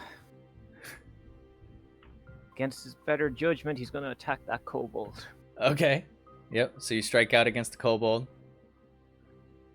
Where are we? Take this. That's a hit.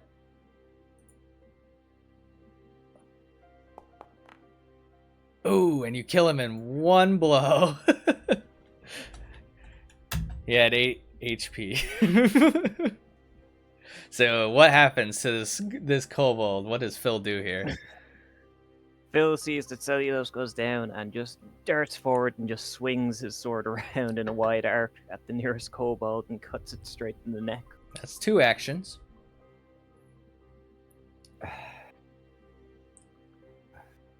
I know. This one's for celery. I'm going to toss my sword. Oh, Can I toss my sword? No, you can't. It has to be a thrown or a weapon with the throwing trait, which not many weapons have. Your daggers, which I think you... How many daggers do you have? It's on the ground somewhere. Just 1? Okay, that's why Yeah. I was asking. Because I know the one's on the ground over there. Let me think outside the box here. Can I grab the dead body and shunt it into the mechanism? Yes. Take my idea. Desperate times call for desperate He heard your measures. idea. It's inspiration. It's an inspired move. Give it a shot. Well, then give him a D6 to succeed. Well, no. We're getting to that. You shove the kobold body into the mechanism, and the mechanism churns the kobold body into sludge and continues to move. Okay. That is not a way you can stop this mechanism. Unfortunately. Let me get this kobold out of the way. He did. I've only got 1 action left.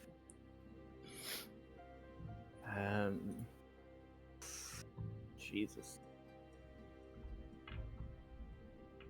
Fight me, bitches. All That's right. me. All right. Bob. The unseen force that pilots Bob is wondering why he didn't just choose to leave the room the way he came on the previous turn. But Bob himself doesn't think like that, so he's just going to attack the nearest kobold. Strike the kobold down. Yep. All right. Roll your attack. He's still double-handing this thing. Hell yeah. All the more likely to kill it in 1. Yep, that's a hit. Finish him.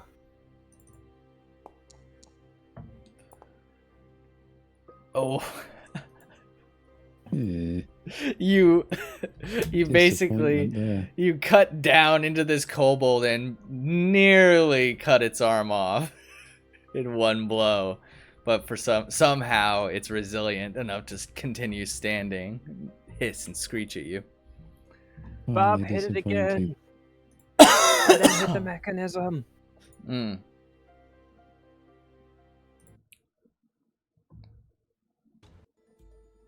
Yeah, honor. That's I should bother hitting them. Okay, let's hit it again.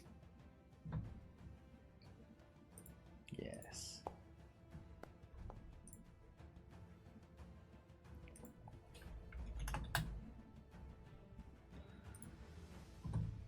Okay. That is a miss. An 11 is a miss against the kobold. What has Unless happened? you're- I- Bob? Huh? Wow, never mind. Okay. So Bob, you missed the second swing. And your third? Hmm. Is the kobold near enough to death that it wouldn't resist if Bob picked it up and held it up towards the jet of water so it would get hit rather than him? I like how we're committing war crimes on kobolds. I know. I will allow They you. actually did attack us this time. Roll me an athletics check. Roll me an athletics check. Just let's do that. Let's start with that. Yeah. Excuse My- me, My other option was civilians. actually to try and take out the Civilians can't commit war mechanism. crimes. Yeah, they can. Don't be a fool. Where is my athletics? There it is. Okay. Yeah. The kobold, despite being weakened by your strike, ducks away from you as you try and grab at it. And that's your last action. That is. That could be the end of Bob. Fight me, kobolds. All right, Zeke. There's really a ton of commotion now. Oh boy. So I'm gonna go ahead and have Misha move in, Okay. and I'll move in, Okay. That's two. and I'll have Zombie move in. I don't know how to control Zombie, I will have to move for you, so tell me where you want it to go. Just mark. Zombie. And Zombie is what independent, is- I believe. The summon. What is Top Hat doing here? What are you doing here, bud? Eventually gonna HP throw Rathbone. What is it? HP Rathbone? UW Heartbone. QW Heartbone. Heartbone. QW Heartbone. What are you doing? What is QW Heartbone doing with this So thing? Heartbone's got a batch of infused reagents in one hand and a vial in the other. He's Okay. throwing together a bomb. Okay. Well, why don't we send the zombie and we'll try to gum this up as best we can while you make a bomb. Sounds good.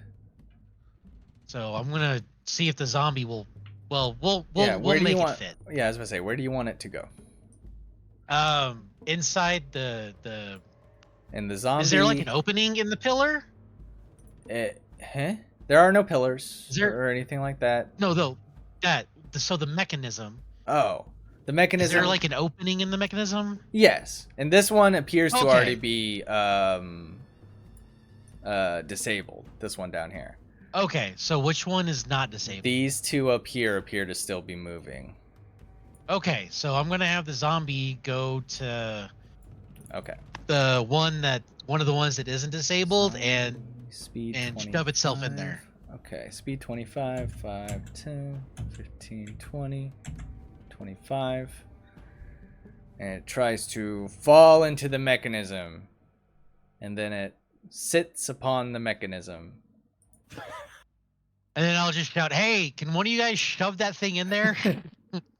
It doesn't appear to have very much effect. Trying to gum up the system here. I'll let you, if you want, I'll let you. The zombie can swing out of frustration at the mechanism. Maybe, you know. I mean, Okay, yeah, maybe sure. maybe do an It's attack. just- You know, Sure. Maybe a quick little attacky attack. Yeah.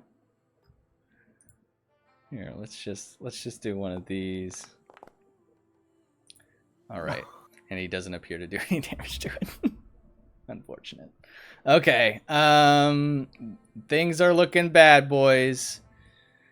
Things are looking really bad. And we're starting at the top with Seleucos, who is on the ground, bleeding. Seleucos, give me your death check.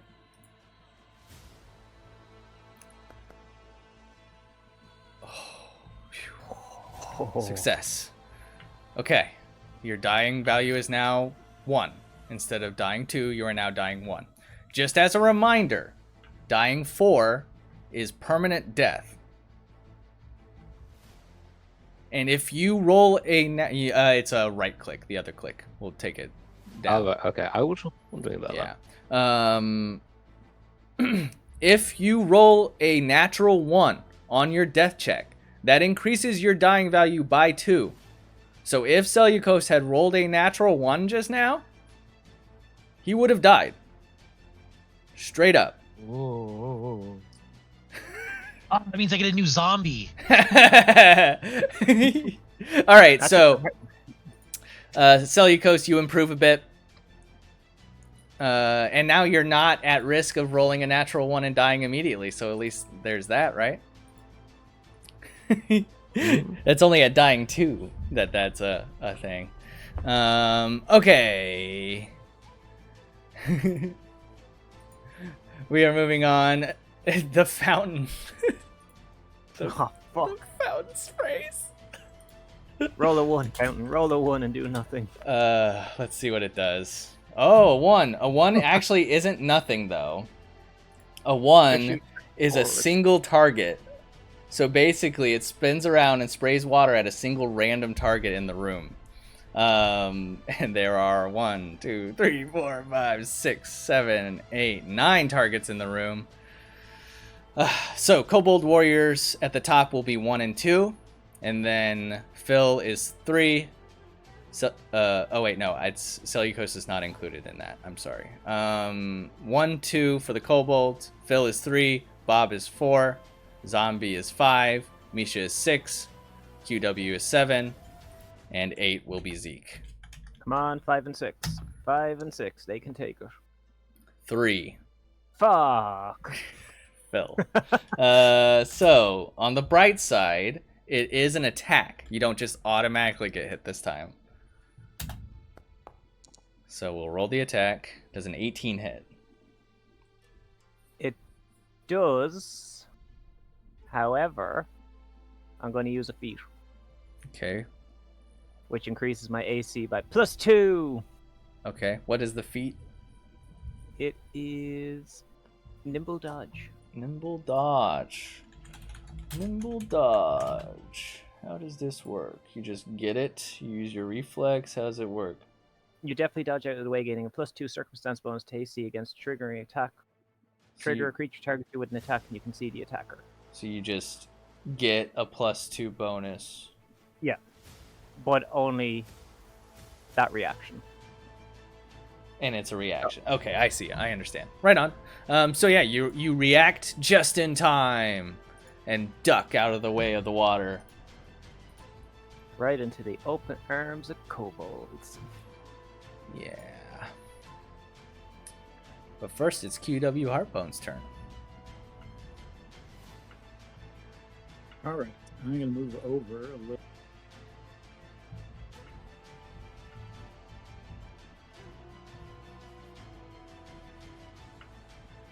I swear I will get the keys down for this eventually.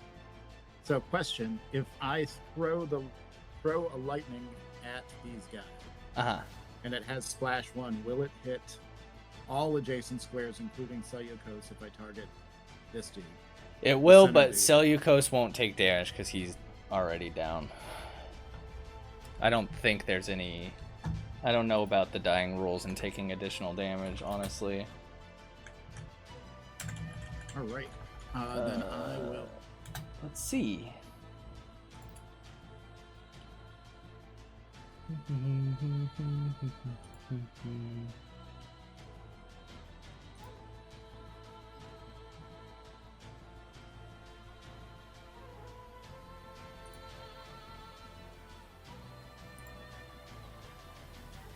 Okay.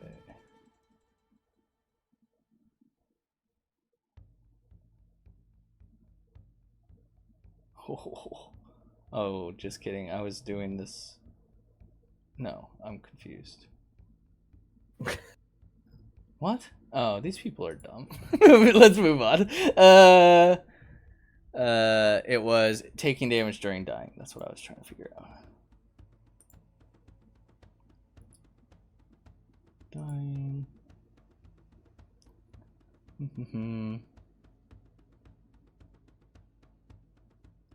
Or if your dying condition increases by 1 if you take damage while dying, or by 2 if you take damage from an enemy's critical hit or critical failure. What? Or a critical failure on your save. Right, okay. So yes, it would increase Seleucos's dying condition if he takes some damage.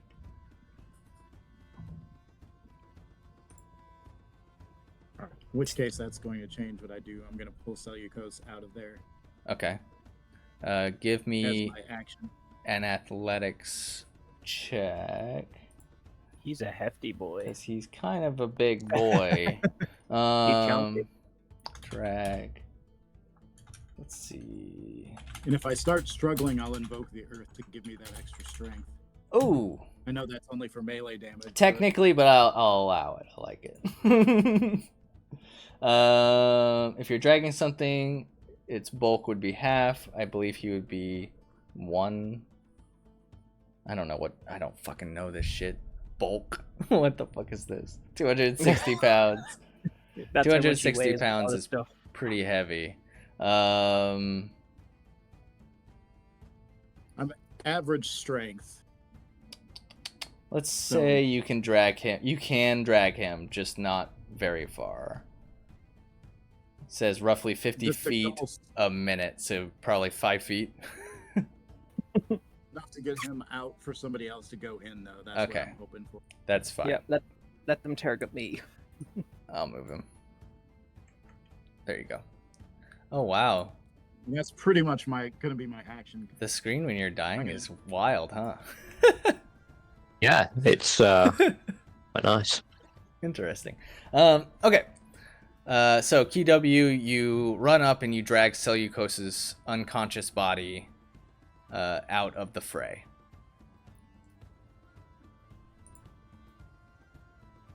Yes? Yep. Okay. And that's probably going to be my full round, just because I'll start pulling as my first action and realize it's not working, so I invoke Earth and pull again. Okay. Yeah. With the earth, I'll let you go. You can pull him 5 more feet. If you're going to do that. And yes, don't forget, you all have the earth boost if you feel like you need it. And the air one as well, but that one just kind of allows you to fly, which is limited usability right now.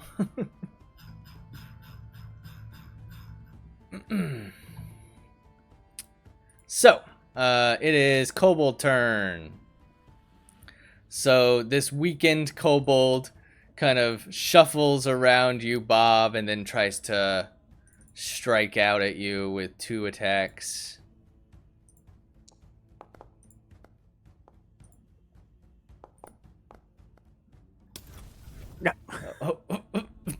-1.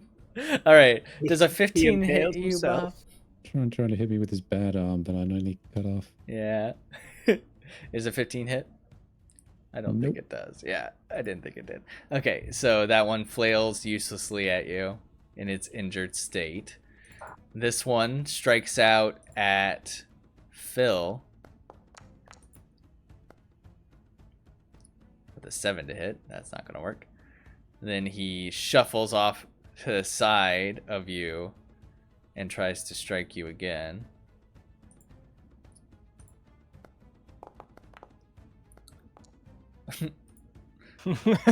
Almost another natural 1. Okay, and then so he misses twice. The one that's weakened missed twice. And then 5, 10, 15, 20, 25. And then another 5. 2 more kobolds come running into the room. 20, 25, 30. And they have to use 2 actions to run into the room, so they'll each only get 1 attack. 1 against Phil. And a miss. And 1 against Bob.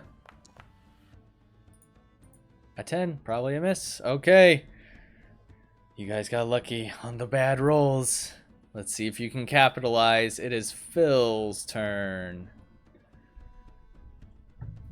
Phil's gonna do something risky again. Sounds good. Disable.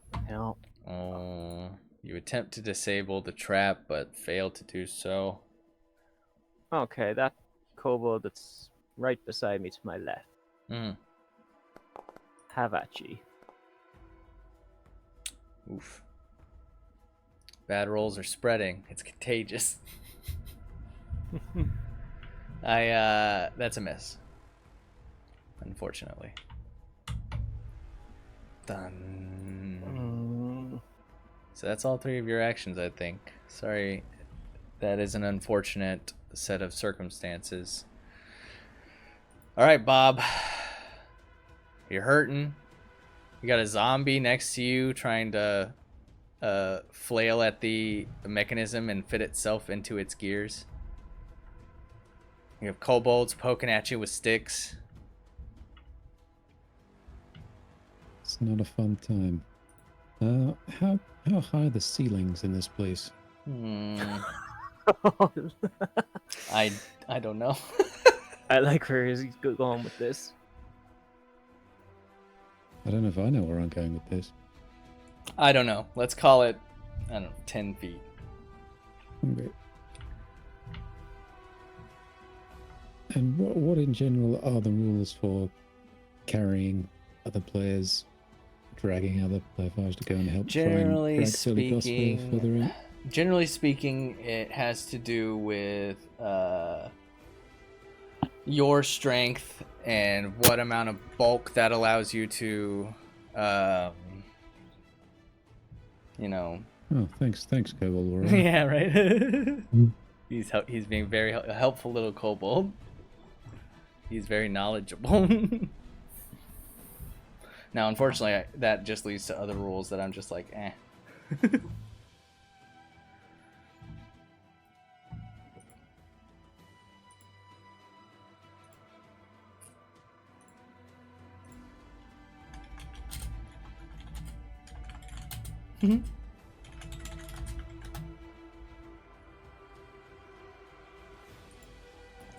You can grab. Okay, so my idea of turning into a little hobgoblin fairy and whisking Silicos to safety is probably not going to work.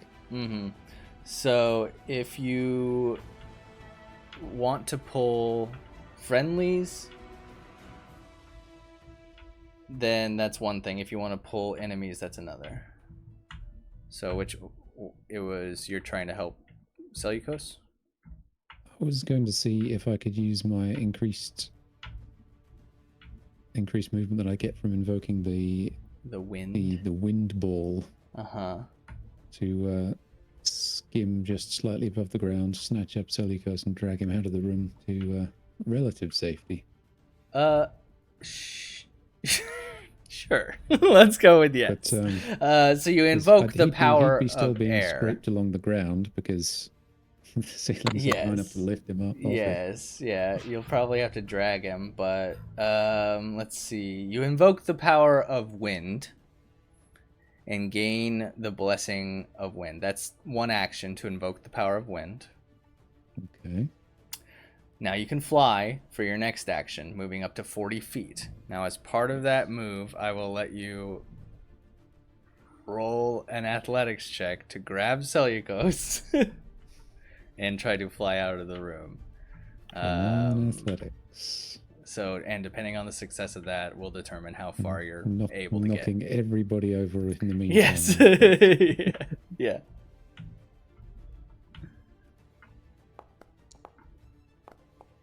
Yes. Wow. Okay. Yeah, I'm gonna let you Time to do go. whatever the fuck you want with that, I guess. You use all I'm gonna that's 2 actions you'll use, or 3 actions you'll use to do it. 1 to invoke the wind, 1 to fly, and 1 to grab. But I'll let you move up to your total 40 feet, whatever that entails. Before any of that happens, do these couple of kobolds get any sort of attack if I leave their Well, I don't know. Maybe you should try and leave and see what happens. area? Oh, that could spoil everything. It could. It could spoil everything. So we're gonna go over here. Let's start doing that. They don't appear to strike out at you. in They're any way. amazed at this They're levitating amazed. hobgoblin. They like, whoa. Like, wow. We skim past, grab Sally Coast probably by the tail, whatever is sticking up in the air. And drag And him. I think I can probably get about. Oh no, I can't because of walls. I have to do that and that and that and that. I think I can probably get there. Okay. With And the you power just of drag flight. him behind you with the power of Yeah. flight. Okay, sounds good. I And did not that is all imagine that Bob that as what might happen on your turn. Well done. You may have saved Seleucos with your bravery. can do. And probably Bob's own self as well, because he has very few hit Perhaps. points remaining. Perhaps, indeed. It is now Zeke's turn. Zeke. Okay, well, I'm gonna have Misha kind of cover these guys' escape. Okay.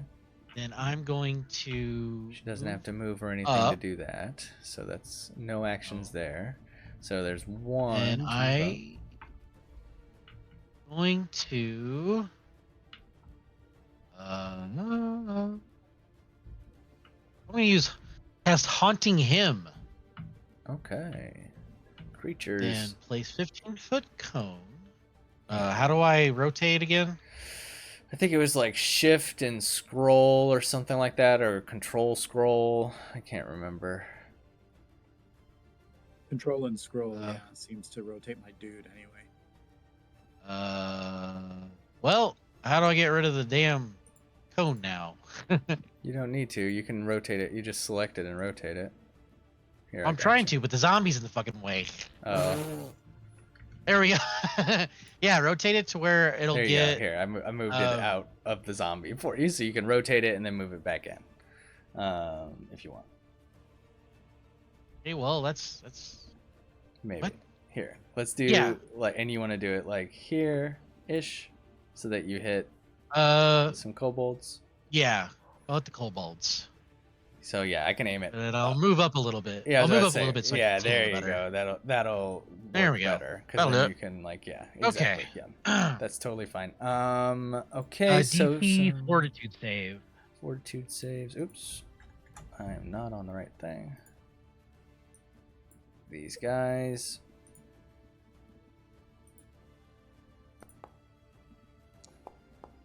Fuck, I'm a creature in that area.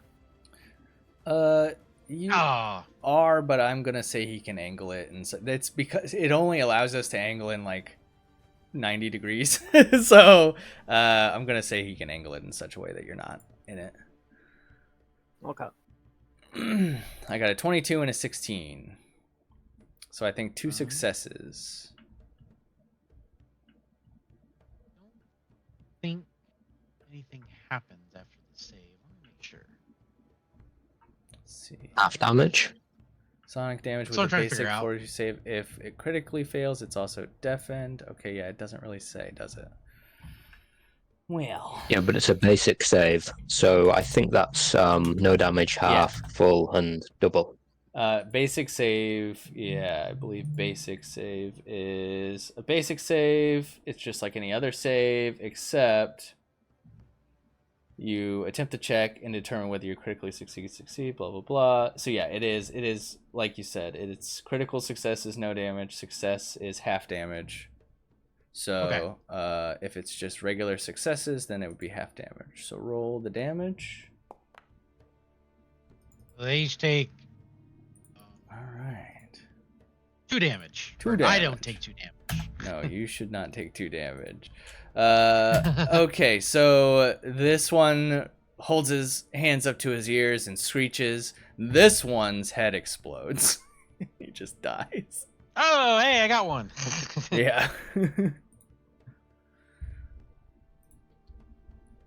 Alright, I'll get rid of that.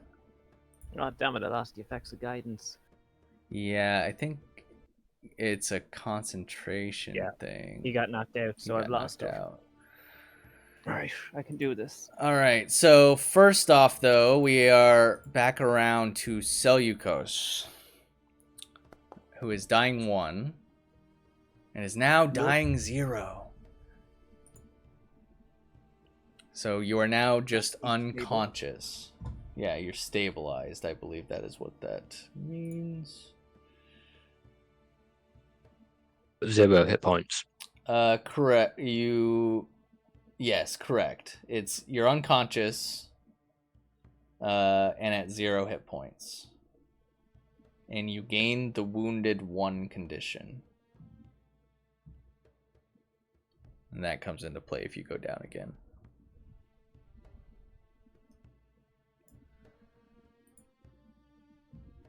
All right. The fountain.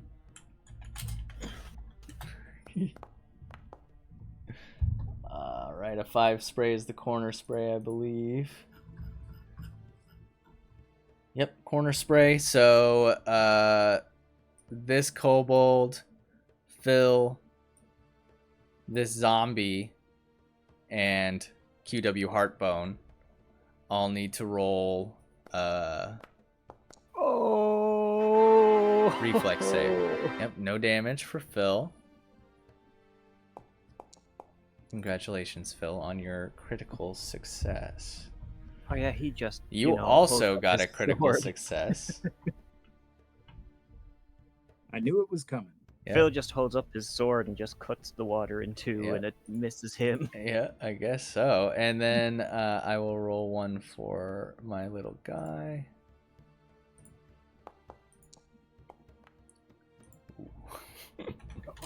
Yeah, he's gonna take some damage. Oh, the water jets this kobold over here in the face, clearing it off, tearing skin and meat from bone, and it falls over dead. Still fucking QW, it is your turn. All right, I'm going to move up Okay. and throw a bottled lightning at these 2. I'm going to center it on this one. Sounds good. Go ahead and roll. Bring it back up.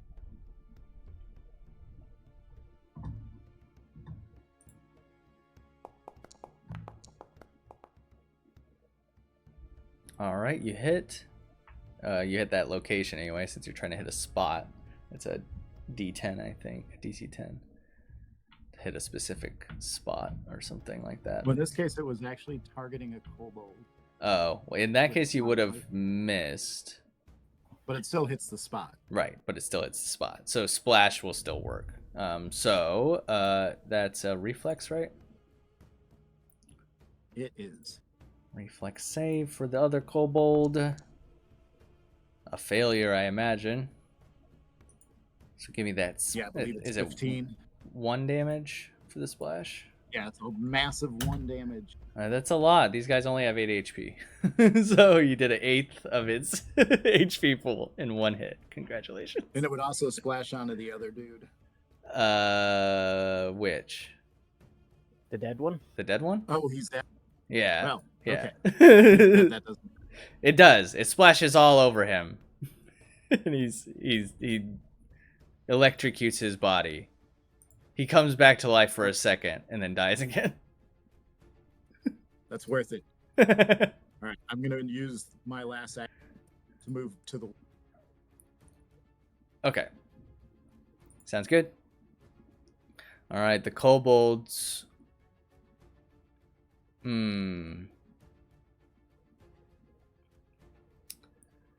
Is that you saying it's my turn because the main ones are dead? No, they all had the same number. I roll groups of enemies with 1 initiative. Ah. Yeah, it's easier for me that way. So this kobold here runs over to Zeke and the zombie. He begins trying to stab at the zombie.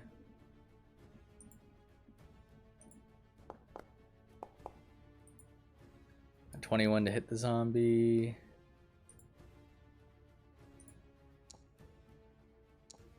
And a 0. Excellent. I believe the zombie shambler has a low AC of 12. Yep. It's not a crit, though.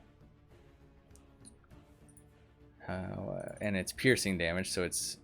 So yeah, you're actually good. You're good. I'll roll a little bit of damage for it. It won't be doubled or anything, though. Alright, so 7 damage to the zombie shambler. And the other one strikes out at Phil.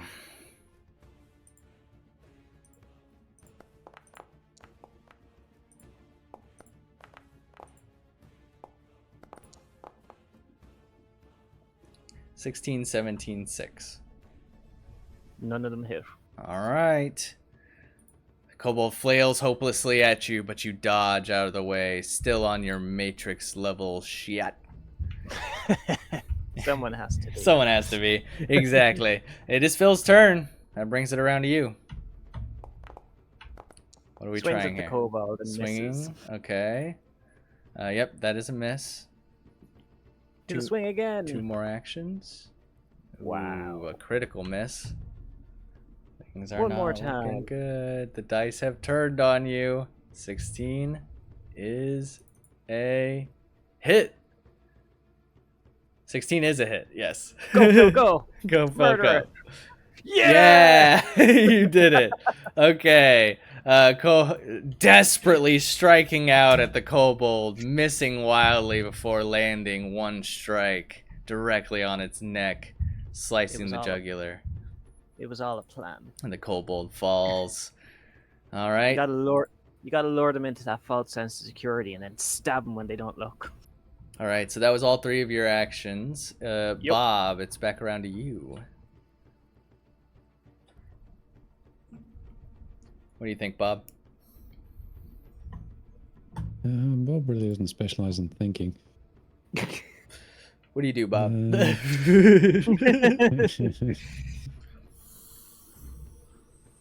Whilst Bob was in the room, as you can't see it really now, did you see what was beyond in the other direction? Or where the kobolds came out of? Well, not really. You could see that there was like a table in there. There was a room of sorts. A room of some kind beyond, yeah.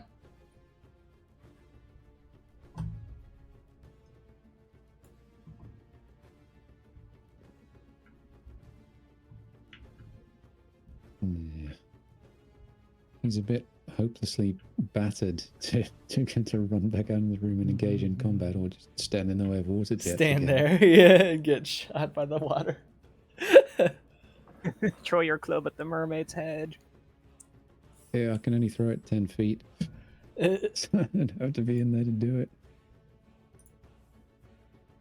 Administer first aid. You could untrained first aid. I think. Yeah, I am trained in medicine. All that. Oh. Oh, you are? Look at that. Yes. Oh. That's a useful thing just to remember at this point, isn't Do you have a healer's toolkit? it? No. Can he? Yeah, pinch but them? there's one on me. One. Yes, you could Yeah. take the healer's toolkit from Seleucus and then attempt a medicine check. He'd understand. Yeah, let's do that. You know he's got it. He's treated your wounds before. Yeah. He's on multiple occasions. It's a really effective set of tools because Yeah, it's definitely not. Yeah, it's definitely the it happens tools at least and once every 20 minutes. yeah. What is it you are unconscious, so it would actually be administer first aid's really just for stabilizing and or something like that. But what's the other one? I can't remember.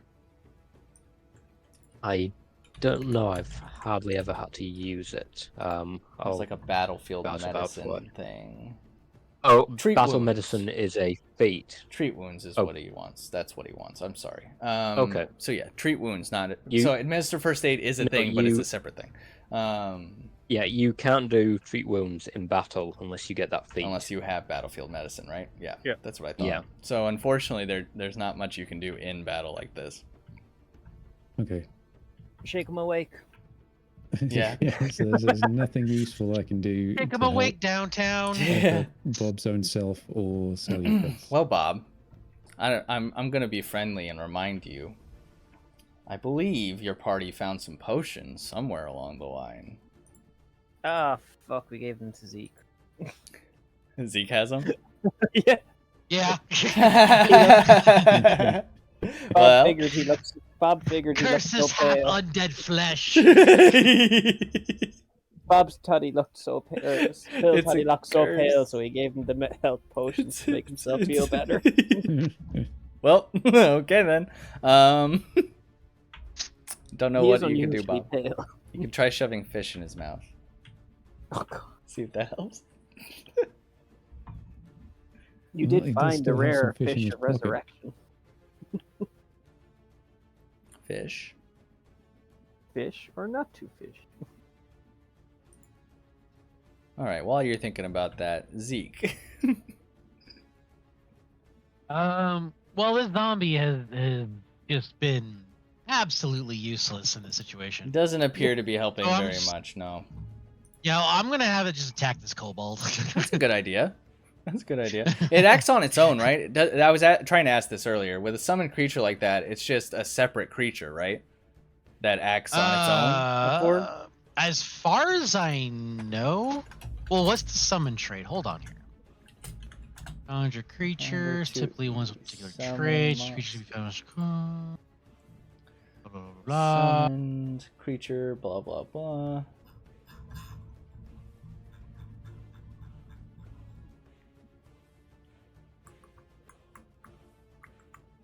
Well, that tells me a whole lot of It nothing. attacks your opponents to the best of its ability. Okay, well, If you works for me. communicate with the creature, you can direct it to not to attack or to attack particular enemies or perform other actions. So otherwise it'll act on its own and attack to the best of its ability. Zombie, attack that kobold. Right. The zombie attacks the kobold. Bam.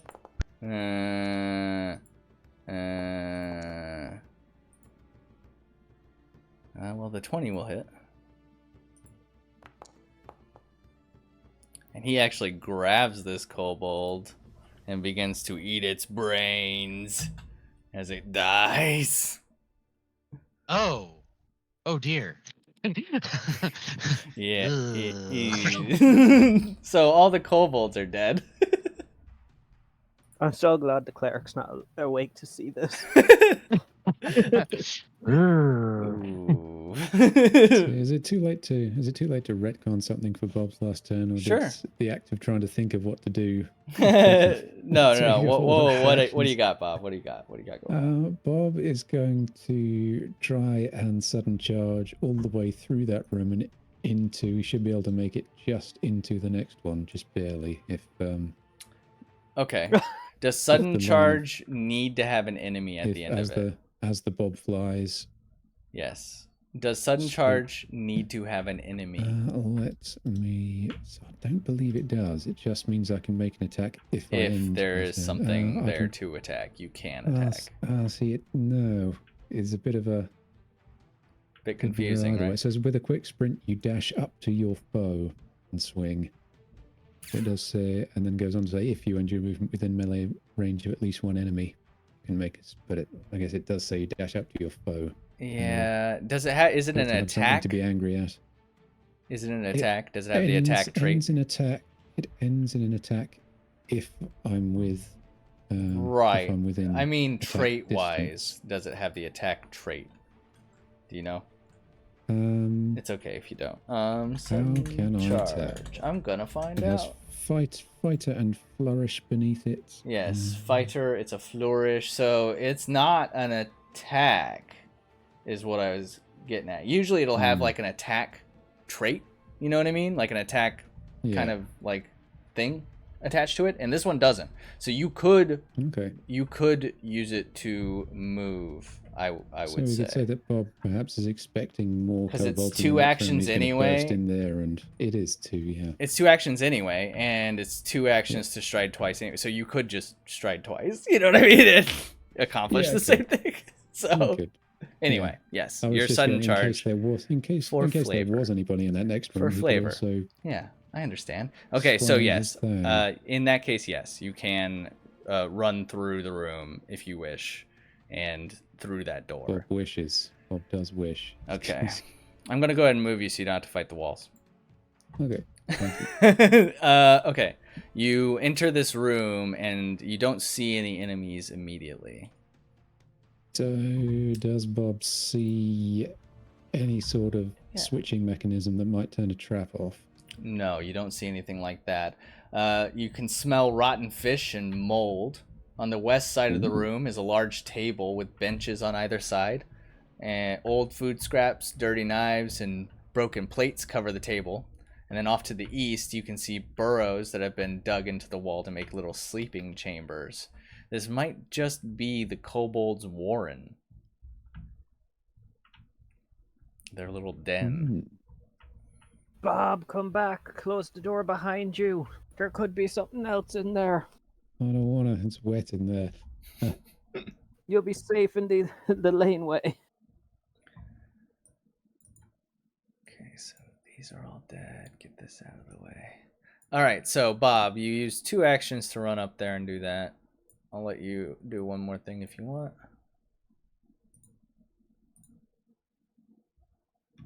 Yeah, was that a closed door? No, it was open, and it was open. it was slammed open. That was probably the door you heard earlier, you imagine. Slam open. It was closed before. Okay, well then, yeah, in the absence of anything useful to stop the watery hell in the next room, I'll step back into the corridor with the final action, hopefully beyond the range of squirting, and close the door. All right, sounds good. It is Seleucosis. And yell to everyone, there's nothing useful in there. Nothing useful in I here. can't turn it off. We need this fountain off now. Yeah. As far as unconscious goes, you're sleeping or knocked out. I don't know that you can do anything. Yeah, you're at 0 hit points still, right? So that means Seleucos, unfortunately, you're just sleeping. Okay. You're But it's knocked not out, the eternal slumber. but you're not No, dead. all those kobolds are dead. Does it still count as a full-on combat in terms of the healing? Yep, because if you'll remember, it started as a full-on combat before the kobolds were even here. Did. Started Yeah. off with the trap. A strange combat. The strange combat. Indeed. Speaking of, the fountain starts spraying again. Because you just still haven't turned that off. Corner spray. So Phil, zombie. Reflex save. You've been doing really well on your reflex. You dodged most of the water, Phil. I've taken 2 from it. Mm-hmm. This is probably 3. I would assume the zombie, a summoned creature, is going to use my stats, right? Or at least my saves. No, it has its own. Oh, it has its own. Okay. Well, I don't know what it is. It's fine. I'll roll it. All right. No. It's That plus takes 0, damage. as you might imagine with a shambling zombie. But he did succeed. So 2 damage for both Phil and the zombie from the water spray. And now it is QW's turn again. Pretty sure I can't do a whole lot to help with the thing, but I'm just gonna check my skills to see. You if you've so this is a thievery thing that you can do untrained and without tools. if you want to attempt it. It's just 2 actions and a DC 20, so it's hard. Basically. Do I need to be at the? You need to be adjacent to here it. then? Yep. You need to be adjacent to it, and then you spend 2 actions and roll a thievery check. Unfortunately, you fail to disable the mechanism. Good roll. Not a very good roll, yep. Okay. It's the kobolds, but they're all dead. Phil. Come on, Phil. Come on. Get this shit done.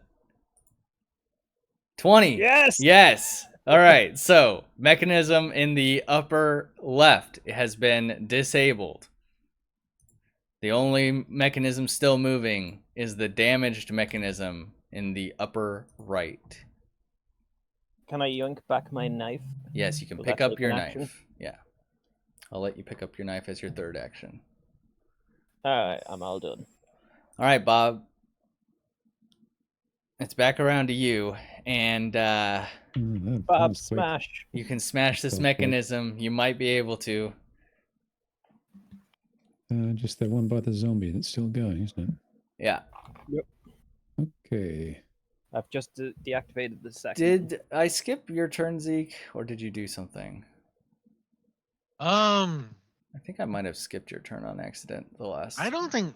Yeah, round. I think you did. I think I might have done. I apologize for that because I'm looking at you. I'm No, like, that's I cool, didn't man. get an action the last time. Now that I think about it, so if you want to do no, that's some, fine. something after attempts. Zeke's last turn that he should have done beforehand. So that's what why I'm happened. throwing Yeah, things around. that's why it's out of order. So no, we did get one. I just did it out of order. That's right. Yep, I remember now. Were you I've had some interrupted thinking though? time to deal with. I can't remember. What all did you do, Zeke? Nothing? He used a zombie to eat the kobold. Oh, Yeah. right. You directed the zombie to attack the kobold. That's what it was. But the zombie acts on its own. It has its own actions. So it would have done that anyway. So you still have 3 actions you could use for that last turn, Zeke. Shove your phantom okay. Shove your phantom into the contraption. Yeah, have No, Misha I attack will it. not do that. Have Misha attack the thing. She or, can attack the contraption. Yeah, she could do, or you could Absolutely attempt can do that. to disable it yourself if you want, if you've got good thievery. Oh no, I do No. not. Okay, that happens. I'd say Well- that seems like a good move.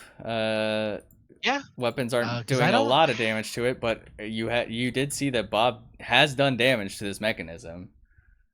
Yeah. Well, first I'm going to go ahead and cast Boost Eidolon on Very good. Misha, and then I will have her attack the Yeah, mechanism. yeah. Stand over a QW. Is what it is. Hold on, I'm just gonna move her over here. Heartbone, how's the view from behind her? That's the view from down there. 16 to hit. Yep, I guess that'll hit. Yep. So go ahead and Okay, roll the and then- damage, and then it's +2. slash R 1d8 plus 6. Yeah. Oh, 8 damage. unfortunately, it looks like none of that goes through. Ow. I will explain this to you all at the end of here. I promise you. I'll let you. You can do one more attack. You should have one more. Oh yeah, I do have one more attack. Yeah, we'll go ahead and attack. And so with the second MAP, it would be 1d20 plus. It'd be -5. So, but it's still a hit. it's- Either way. So roll your damage. 1d8 plus 6.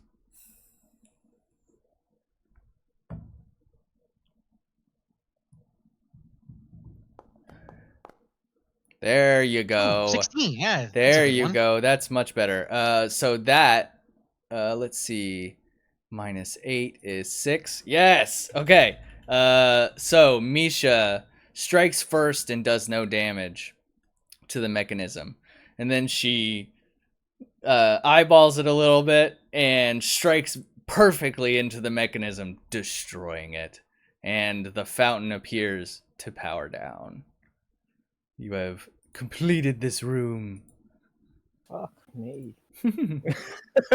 I'm sorry, but fuck me sideways. You see glittering in the fountain. Dibs. All right, you hop in. The water's cold and only 1 foot deep, but not dangerous. Inside, you find 28 copper pieces, 8 silver pieces, and 2 gold pieces.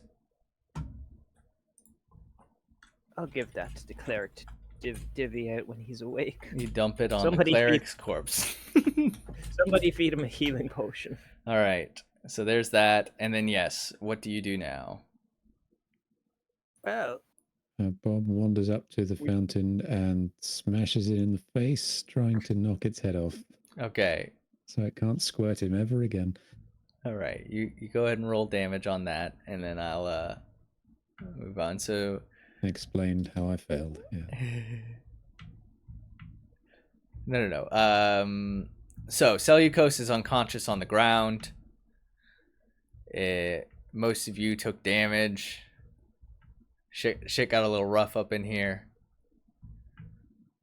What are you gonna do now? I'm gonna drag him into the room Mm-hmm.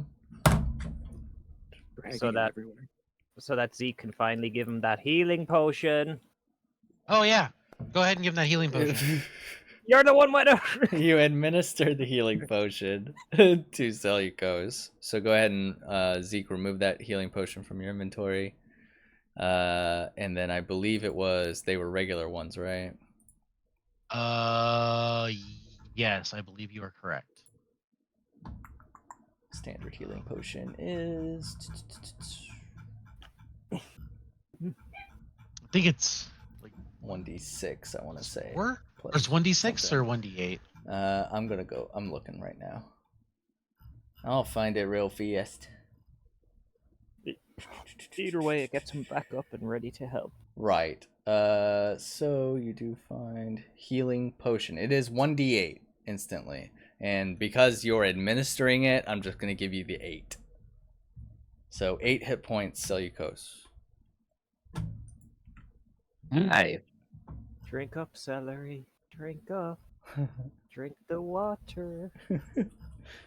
Seleucus, you feel the healing energies rush through you and you suddenly come awake. And well, I'm going to stand up then. celery. You see what that is over there? It ate a thing's brain. In Seleucus's head, he hears the siren from Kill Bill. Yeah. It's been longer than a minute, so the zombie just kind of falls over. It disappears. Yeah. As your blood is starting to boil, the zombie crumbles into dust. The undead cannot stand the sight of Seven Ray. It's true. It's true. Who needs healing? No, the spell just kind of expired. I can Yeah, only but hold that's it the for so Kobold. long. You made this abomination? Yeah? You only do it. Oh, I see the problem here. Okay, yeah, I see. I see the issue. I see the issue. Ba-da-ba-ba. Why are you? Oh, yeah, I get it now. Oh, right, I see. that's fair. Yeah. All right, well, how about this? I won't summon zombies anymore. I'll summon, like, bony little skeletons. They're the least ugly and harmful. Is there a check And I can make they to try don't- and work out if Zeke is evil? You know, I'll look. They don't hurt anything. They just do what I tell them to. I was trying to shove it inside of a bunch of gears. Yeah. That didn't work. Yes, there is. I believe it's, what is it? Ugh.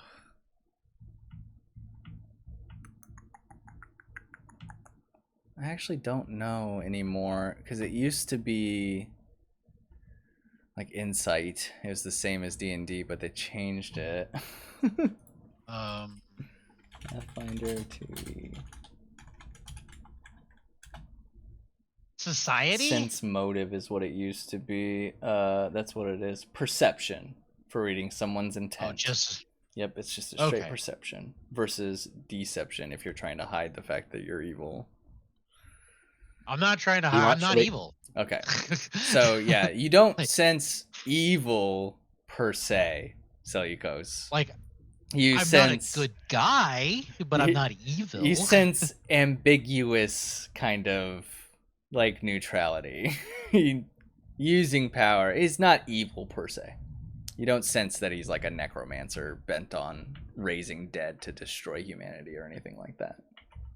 Okay, I that's view good. undead. I view undead as a tool, much like a hammer or a spear. Ooh, A that tool sounds to be like- used. That sounds like necromancy. Yeah, Okay, not really. I'm not communing with them or anything like that. I just use them as tools, Hmm. told him like you would use a sword to stab somebody. You told maybe him. we will discuss this more later. Who needs I'm healing? good. Honestly, I'm good. Yeah. Time to so Seleucos offers healing to the party. Oh, I need healing. Yeah. So I'll let you Oh, Okay. I can heal. do I those. can do healing. You can do healing. I'm Maybe gonna- maybe I'm to gonna- endear yourself to the party, you attempt to do some healing as well. I'm just gonna. This hide is for behind- Phil. All right. What are you doing, Phil? I'm just Treat gonna hide. wounds. I'm hiding behind Oh. Celery because I don't trust that guy to heal me after seeing him bring up an undead abomination. So okay. So Seleucos, you treat Phil's wounds deftly. You already know kind of his disfigurement.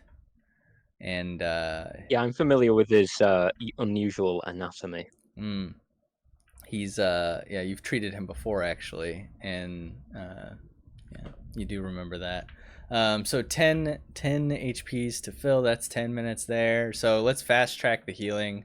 Whoever needs healing, Yeah, let and then I'm gonna. Seleucos know how much it He has to heal is himself. and all Yeah, that. I that's can't. for me. I can't use soothe to heal anybody. It has to be a willing creature. Well, you could So if walk they're not up. willing, I can't heal them. You could walk up Bob to is, someone who's is desperate hurt. enough. Bob is desperate enough that he'd be. Is he'd Bob be still willing. injured? Yeah, Oh, Bob's yeah, really okay. injured. That's Yeah, it. Bob's hurt. Very All right. Bob's real hurt. You could walk up to him as he's bashing away ineffectually on the statue. Yeah. He's trying to bash the statue You get away. 13 hit points, and thank for you. the next minute, you get a +2 status bonus on saves against mental effects. Hey. Nice. You also roll damage on the statue when you get a chance.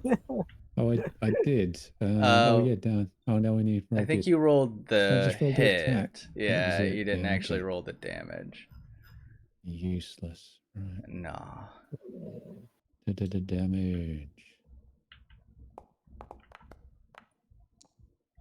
No. Good enough. You take a chunk out of this mermaid's pretty face. Why is my tail sprained?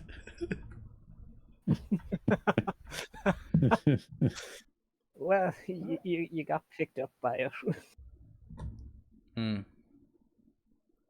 You were carried via your tail, indeed. To safety. Yes. Yeah, safety. Okay. We left that door closed. Oh, he did. I didn't remember that. Well, either way, there's nothing in there. But yeah, so the door's closed. You approach the door.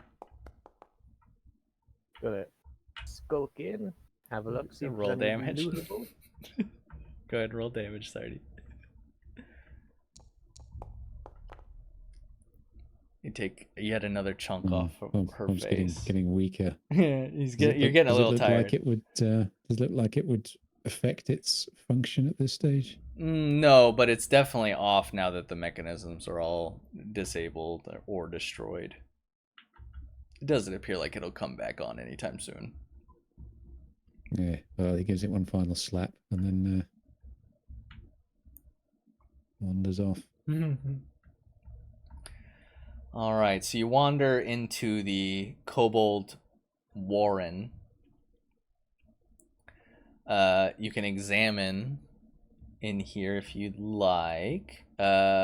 Each kobold corpse that you passed, so all the kobolds that you fought in that fountain room appear to have the same copper and eggshell necklace like you found in the previous area. It's a copper necklace with an eggshell ornament. It's green. It's a purple eggshell with green vine or kind of veins. In addition to the kobold's gear, which is like a couple spears, there is a chest that you find right up here. They all have the same necklace on, you said? Yeah, they all have this same. Oh. It's a copper necklace with a piece of what appears to be an eggshell. Okay. Can I roll an occult check Sure. to see if I recognize it? Sure. I don't know if occult or. Yeah, occult is a good one. 8.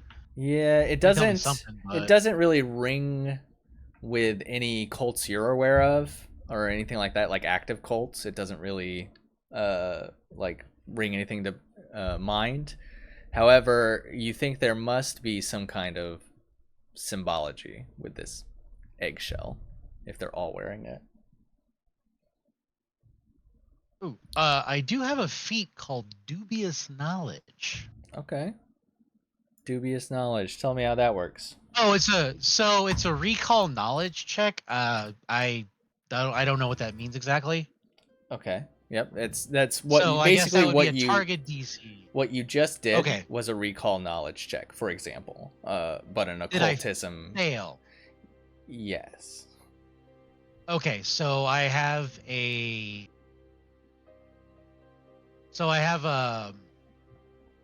correct answer and a bad answer, but I don't know which is which. Oh, okay. I see. It's one of those. Okay. Yeah. Yeah, I know this. I did not vet my sources appropriately. Right. I know this. All right. So yeah, you're thinking about this, and you didn't critically fail. So yeah, you're good there. You feel like the egg has importance. Whatever egg creature this egg belongs to, that this eggshell came from, has importance, and you feel that the copper has importance.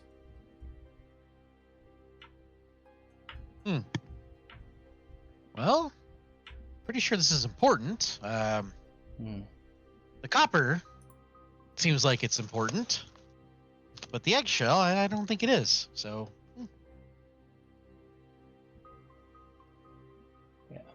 Yeah. Well, for your dubious knowledge, you think both are important, but obviously one of those is wrong.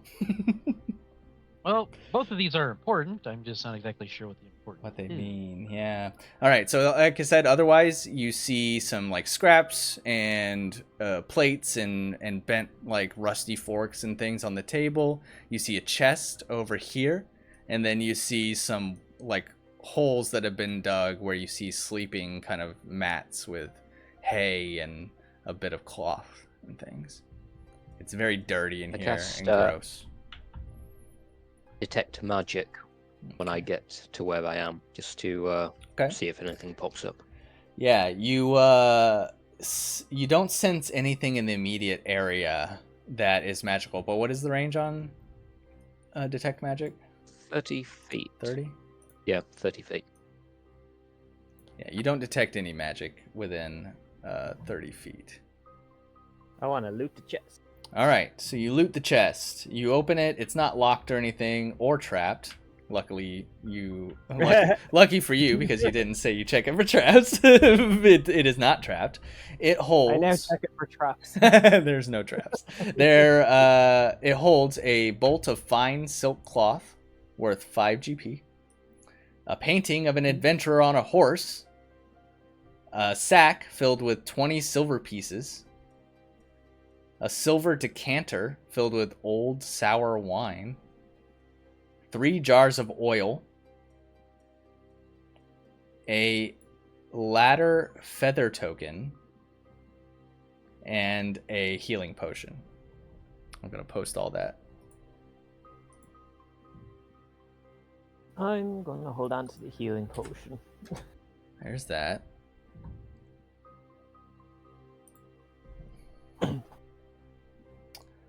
Let me see. I'm going to page 53 to look at the ladder thing because I don't really remember what that is.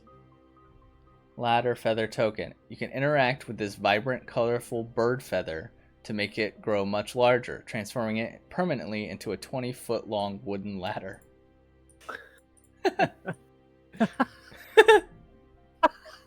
So it's a feather that you can turn into a ladder one time. And I have so many uses for her. Well, there you go. I think I might hold on. So what do I have to do with the feather exactly? You can interact. You use an interact action on it, and it'll grow. Yep. And that's that. We'll say So Zeke many recognize it. He's like, oh, I know that. I have so many uses. Nobody judge me. If no one else is interested in it, Bob is very interested in the sour wine. Okay. Bob takes the He decanter hasn't had with anything wine. to drink since they came down here. Yep. The Since last night, decanter. in fact. The decanter with. Because- Okay. Gives it a sniff to make sure it's not actively poisonous. No, it doesn't smell poisonous, but it definitely smells old and gross. Ah, well, so does Bob. He just knocks it back. Okay. Off it down in one. All right, Bob. Roll me a fortitude save.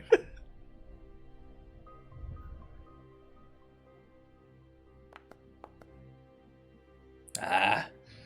It's like spring water. He's good at drinking. Spring water. You just guzzle it down. It's actually refreshing somehow for you. Mm. All right. Now, as you've come up through this area, encountered all of these challenges so far, you feel that you've grown in knowledge and strength. You've leveled up to level 2. Hooray! Yeah. How do I do that?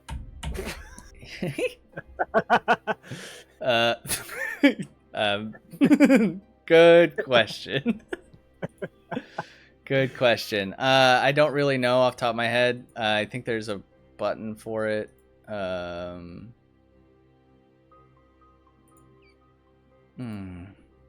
I just changed where it says in the Yeah, top that's what I right of my character sheet. I just changed that to level 2, and lots of things changed in my character Yeah. sheet. Yeah, Maybe it that's should how you update know. most of it for you. Any choices you have to make, it'll ask, I think. But at just level have to- 2, I don't think there's a whole lot. There's a feat we get level 2, or I get Yeah. anyway. So maybe the same you will for get other a feat. classes. Yeah, so keep in mind that. So it probably did your health, any other like boosts you might have gotten. It increased my health, but because my health wasn't at the level cap, it just increased it to the same amount, I think, below the level cap. Yeah. Yeah, Whether I should be it going probably up to just full now or increased just- it. No, I should stay at the same. You will not number go I up was to just full. a minute ago. so if you were out, if you were down, then you would increase only by the amount your HP increased. Okay, so I don't need to stay at the same level I was beforehand. Correct. So basically, if you went from, if you were at 20, but your max was 24, and you went up to, say, 32, your new HP right now would be 28, with a max of 32.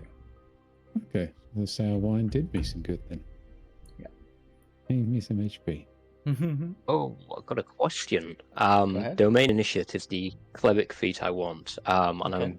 I was going to go for fire because it's called Fire Ray. It's quite good, but there's fire and also fire apocryphal. I don't know what that is.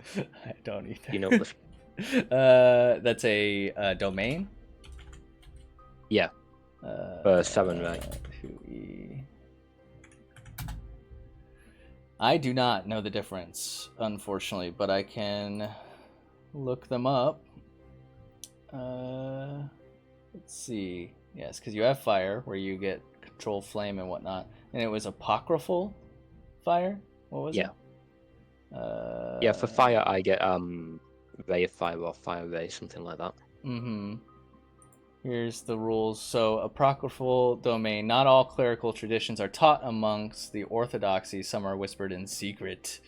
So, basically, if you come from a strange sect or worship an underground aspect to a deity or something like that, they might allow you, your GM might allow you to take the apocryphal domain spell in place of a standard initial or advanced spell for that domain. So, if you want, let's go see what is the apocryphal spell. Do you know? Here it is. Cinder Gaze. It is Cinder. So basically, you would get Cinder Gaze instead of Fire Ray. And I will let you do that if you want, because you're not a standard practitioner of Saren Ray, we'll say. No, actually, I want something that's more violent. But yeah, I'll just go with the standard fire domain. Okay, fire domain it is. So you get Fire Ray. Very good. Yep, add any feats and whatnot. I wonder, you got an AC boost? I wonder where that came from. It's because of the level. Every level you get +1 to AC. Oh, yes, that's right. Excellent. Yes. Good. Yeah, so it should have adjusted those numbers, but any feats and things that you were thinking about taking at your level 2, you'll have to add, or just remember that you have them for now. So let's go around the table and see what everyone gets. So it sounds like, let's start with Seleucus, since we were already talking a little bit. You're getting a domain initiate feat, correct? Yeah, for the fire domain, which gives me Fire focus ray. spell. Yep, a fire Fire ray ray, spell. which Mhm. yeah, which I haven't added yet. I'm still kind of looking for that. No worries. Basically, it's a ranged attack, and it does 2d6 fire damage on a hit, doubles on a critical hit, and on anything other than a critical failure, the ground in the target space catches fire, which deals 1d6 to any creature ending its turn in one of those squares. Gotcha. And Gonna because it's give a you focus that spell. Can I add focus spell Thank to this you. casting entry? Okay, well I need to add focus. That's why you don't have focus spells added in here yet. Class DC cleric and divine, right? Yeah. Okay, there's that. There's your focus spells, and I will Thank add you. fire ray for you. There you go. Thank you. That's great. Not a problem. And because it's a focus spell, I get it back every time I meditate or do something like treat wounds. Yep. So it's a 10-minute recovery thing that you can do, right? On that. Yep. So Excellent. I'll be doing that all the time, obviously. The other thing I've got is battle medicine, so I can use treat wounds in combat now. Yay! As long as I've got a free hand, which I usually do. Yay! Uh, Your healer has that's gotten better, much better. All right, Phil, what do you get at level 2? I got minor magic. Minor magic. Ooh, fancy. Do you want to keep that secret for now, or do you want to tell us about it? Yes. No, I've picked up a couple of interesting cantrips, so that'll be interesting to see in full effect. Good. What else did I pick up? I'm currently trying to pick up a whatchamacallums. You know. I'm trying to pick a skill feat, but I picked up minor magic as the class feat. I see. And I was looking at... Well, we'll come back to you then, since you're still deciding on that. But looks like Phil might be breaking out a little bit of magic going forward. Maybe he learned that from studying with Heartbone. Or just hanging out around him. Speaking of Heartbone, what do you get at level 2?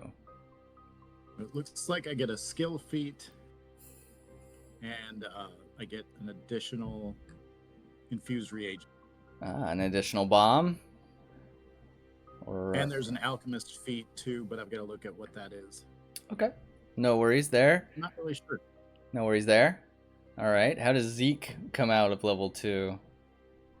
Well, I got a class feat, so I Nice. chose ranged combatant for my Eidolon.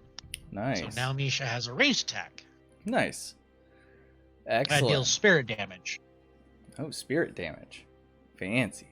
So he does like a spiritual ranged attack now. That's really cool. All right, Bob. Anything cool from your end? Yeah, Bob gets a feat, which he's deliberating over at the moment. Okay. It's possibly going to be combat grab. Ooh, Sounds useful. that does sound useful. Using my prior attack to shift my opponent's guard, I take another swing and grab them. Hmm. Make Excellent. a melee strike while keeping one hand free. If the strike hits, you grab the target using your free hand. The creature remains grabbed until the end of the next turn, Nice. or until it escapes. Very nice. It does. So that's likely to be the one, unless I find anything else interesting. It does. It's not very compatible with your shield, though, is it? It's not. I would have to shield in one hand and nothing in the other. Mm-hmm. Or sword in one The hand other and nothing in the other. option is- Go one hand with your bastard sword so you can grab. yeah. Yeah. Still useful. Another option is a brutish shove, which I can have if I'm wielding a Ooh. two-handed melee weapon, but that Ooh. again, no good for the shield. No, I can but you have shove been somebody using off that and knock two-handed. somebody off guard until the end of the current turn. Ooh, that's really nice, actually. You shove someone and Phil can come up and stab him for a bunch of damage. And I can automatically, yes, creatures off guard until the end of your current turn, you can automatically shove it with the same benefits as the shove action. Nice. Very good. That Well, is another possibility. we'll let you decide. I think that's around to everyone.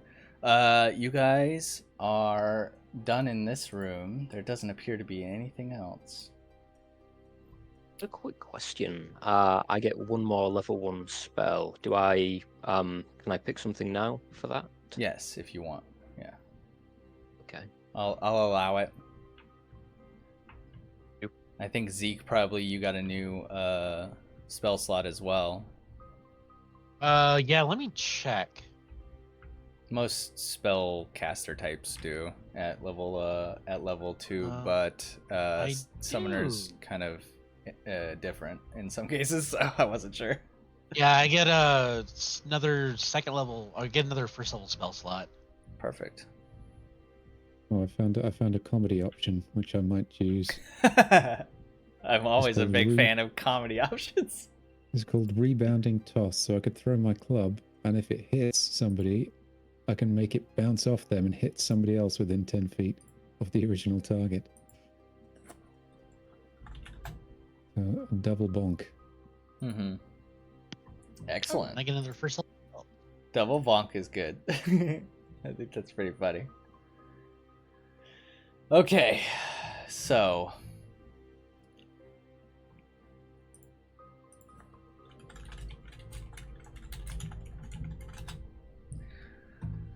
Okay, so you've finished this room. We've all leveled up and everything. You hear some noises coming from the north. And Phil, through the darkness, you actually see a kobold standing by some stairs in the next room.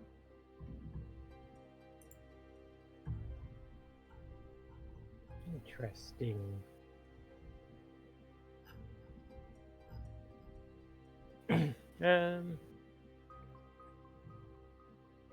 Suppose I'll let the others know that I see more, Mm-hmm.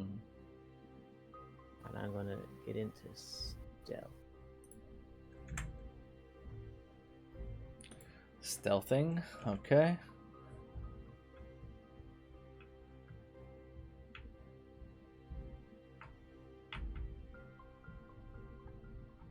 So go Sorry, ahead, sure. and then anyone else, let me know what you're doing.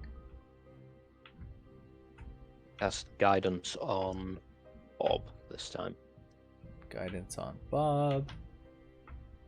I think that's a 1-turn kind of spell, is it not? Was it? Yeah, until Oh, the yeah. start of your next turn, so... Yeah, but he could do a stealth check now. Right, yeah. You could do it. I'll allow that. +1 to a stealth check for that. With that. That If sounds like Bob's something gonna we should do sneak. now then. Yep, if Bob's gonna help sneak up and stuff, then yes.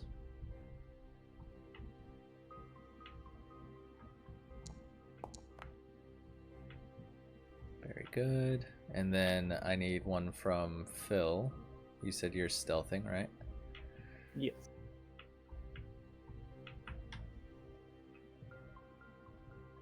Oh, yes.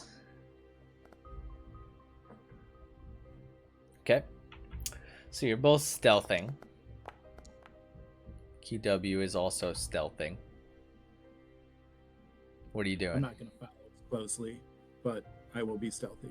Okay. All right, what are you guys doing? Gonna sneak up a bit more. To about here. Okay. See if I can see anything more. Yes, you can. As you enter this room, a gaping pit opens in the floor of the center of this large natural chamber. On the far side, a ledge overlooks the entry. Atop this ledge is an ornate stone throne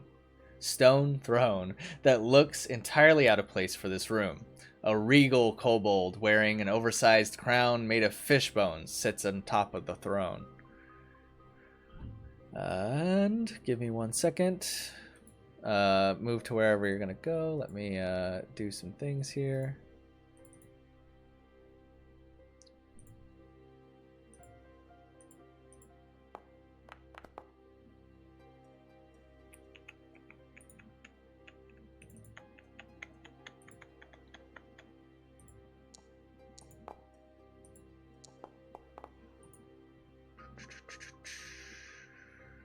Okay. Well, as you two sneak into the room, one of these kobolds shouts out and points at you as you're entering, and then Zolgren stands up on her throne and she shouts, "Kill the intruders!" And the two kobold guards at the foot of the stairs roll for initiative. Let me get you guys in combat. Boop. Oh wait, I gotta end that last combat, don't I? Yeah, because the fountain's still in it. Hold up. Take you out of it. Okay, that's out of it. Okay, we're good. Begin the encounter and roll for initiatives.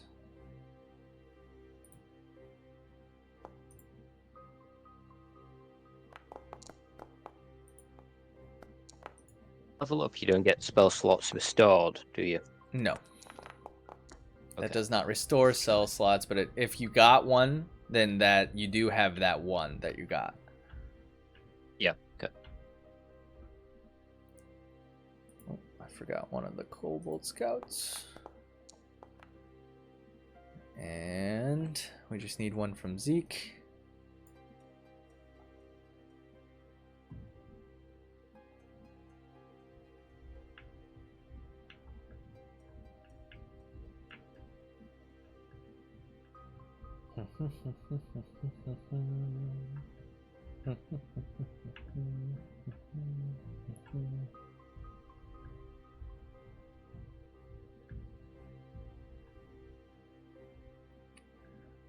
Soul Knife, you here?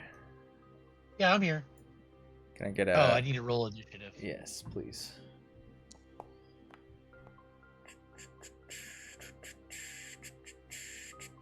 That's a 10. Ooh.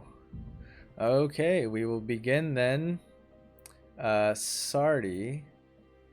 Oh, hold on, it didn't start on you for some reason. Okay, Sarty. Bob is up first. Like I said, there's a pit here in the middle of the room. Looks to be at least 20 feet deep.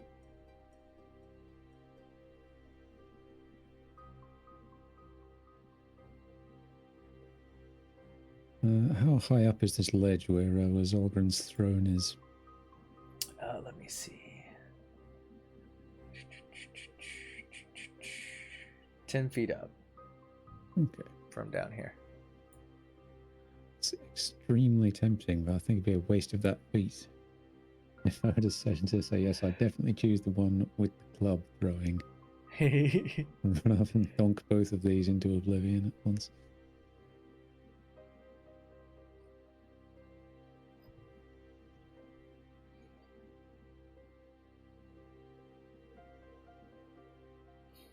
So instead, Bob is just going to sudden charge right up here in between these two.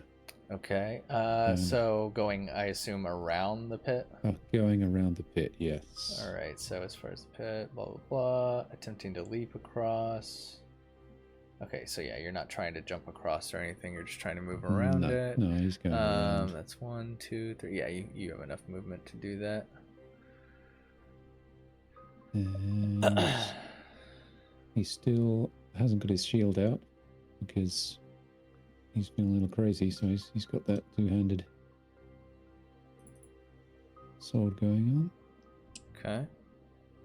So he's going to have at the little fellow on his left. Okay.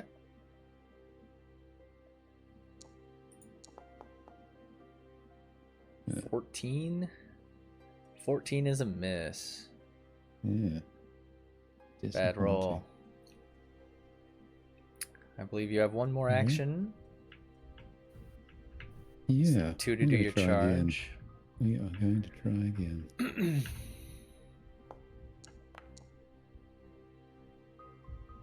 Woof. Another miss. Unfortunate. Not a good start. Let's switch to some combat music. Should have thrown the club.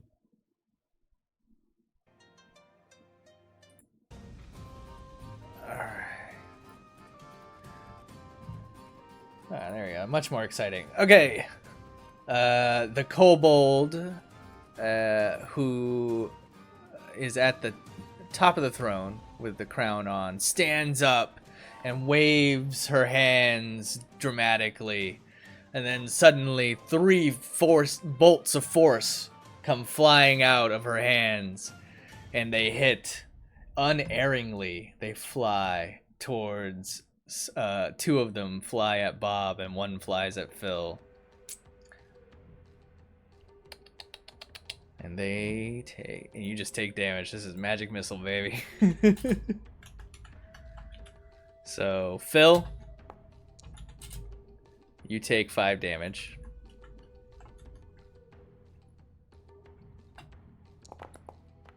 And Bob, you take 7 damage.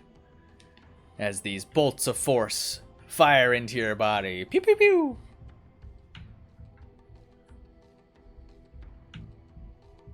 And that's her turn. She spent all 3 actions to do that. Seleucus. Gonna move a bit nearer.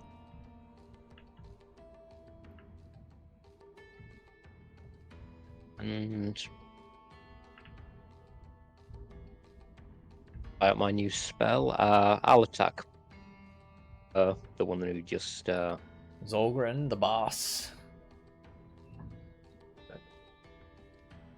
Oh yeah.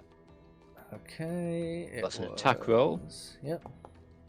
A nice fire ray. A 19 19 is a hit.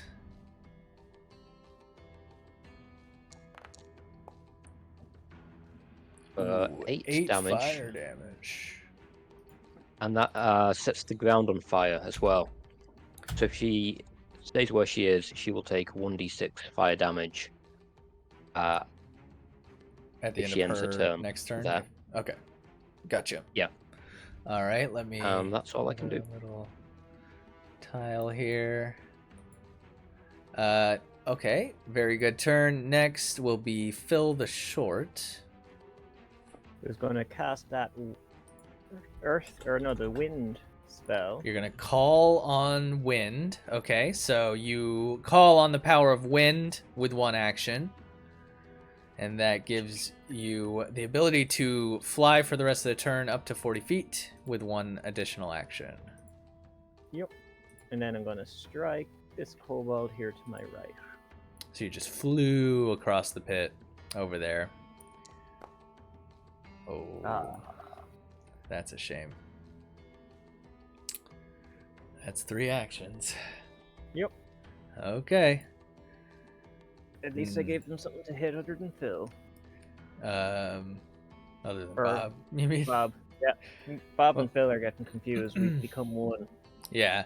Well, you are correct. Because he turns and strikes at you with his short sword. A 17 miss. Okay. You're lucky on the roll so far. Will you stay lucky? No, 23 does hit. 23 is a hit. Well, how about that? Let's do our last attack just to see. Nope. Alright, I figured that last one wouldn't it? Alright, you take 5 damage as the kobold cuts into you with his tiny sword. And the other one does the same thing to Bob.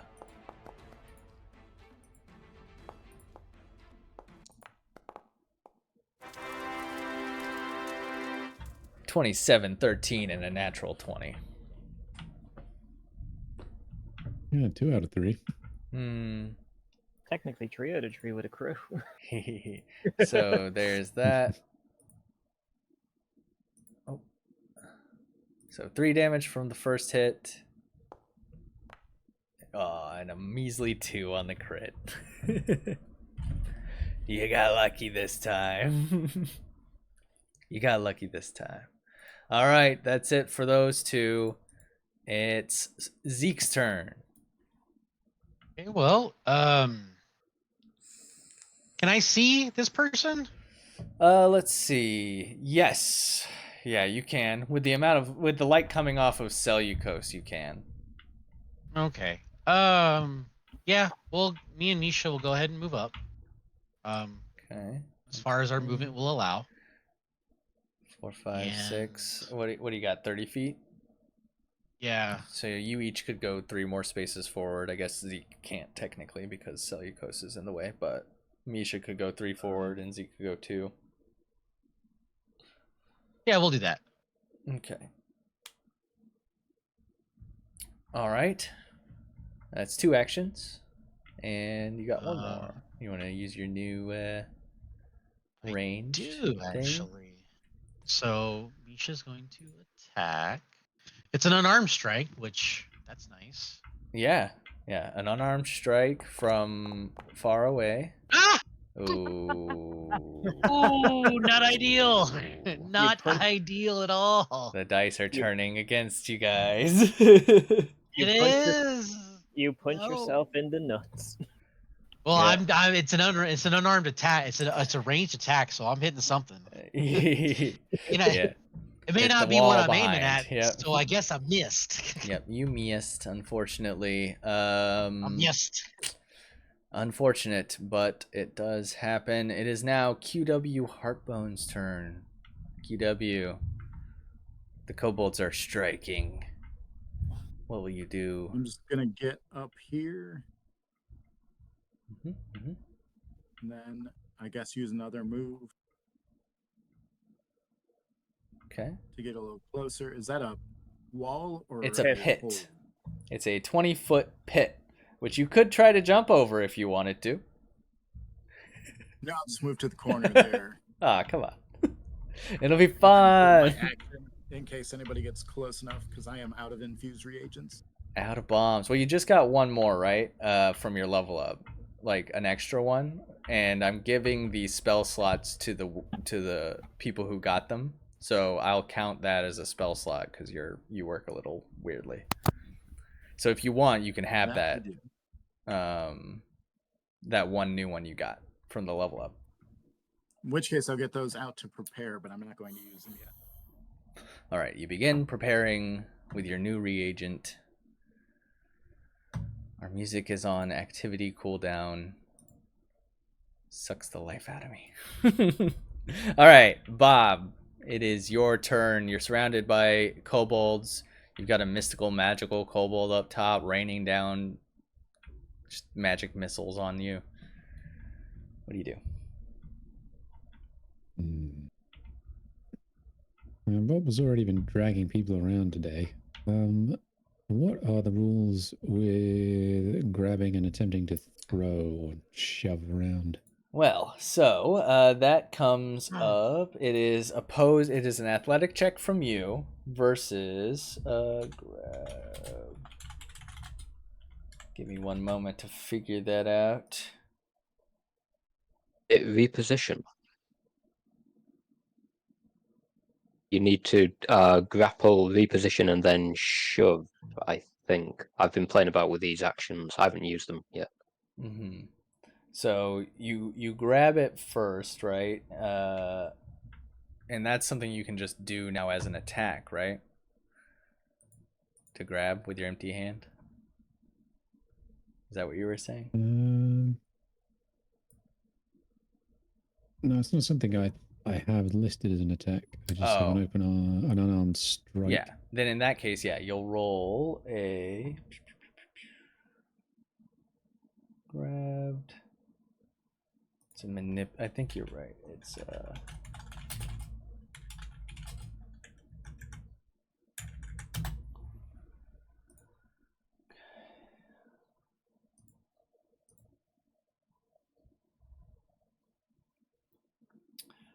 grapple, and then grapple. Mongoose has it right. So you would do a grapple action first, which is an athletics check versus their athletics or acrobatics. Oh, you've got it here. Okay, cool. It's against their fortitude DC. I see. Okay. What is that? 15? I think it's 15.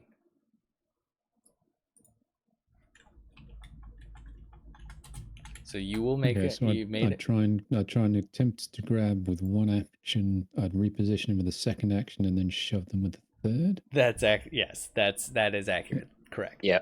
Okay. So first is the grapple, which is an athletics check against their fortitude DC,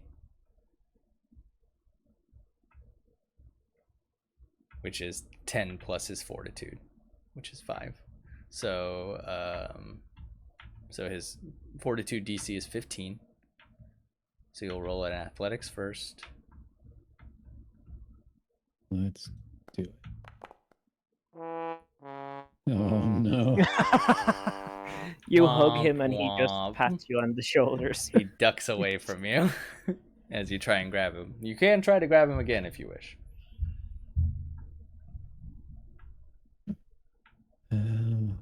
Well, I haven't got enough actions left to enact my other plan. No, I know your other plan, and no, you don't have enough actions anymore to enact the full plan. How can you know my other plan?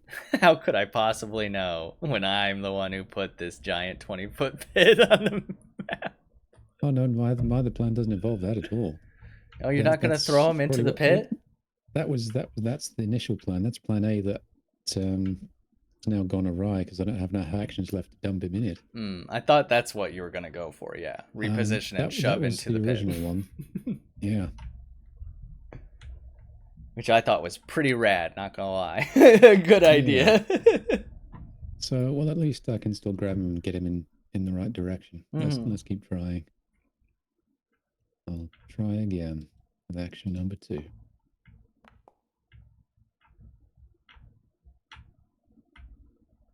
Okay, you do grab him this time. So he is grappled. Bugs. Right, then I'll try and spin him around so he is on the opposite side of me. Okay. Oh, I suppose. Reposition. Yeah. More ideally, better there. So yet another athletics check. Between It all works me and very Pip. similarly. So you got a regular success and you grabbed him until next turn, or unless he escapes. All right, you succeed there too. So you can move him 5 feet. But he's got to stay within your reach. Just tell me where you want it to be. Okay, so 5 feet. He can only go then to there. Mm-hmm.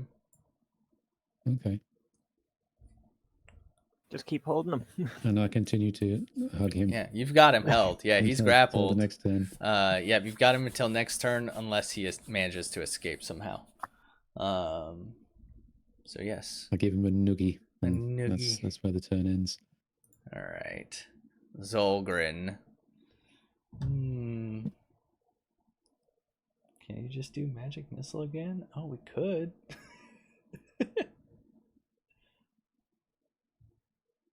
Yeah, let's just throw some more magic missiles out there. Why not?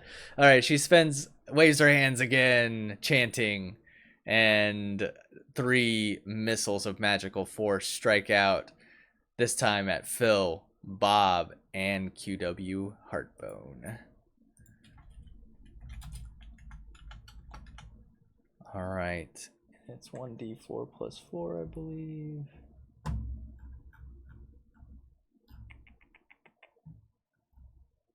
Yeah, 1d4 plus 1. There we go. So there's for Phil, for Bob. So Phil takes 2, Bob takes 3, and QW, you take 3. Nice. As these magical bolts of force fire into you.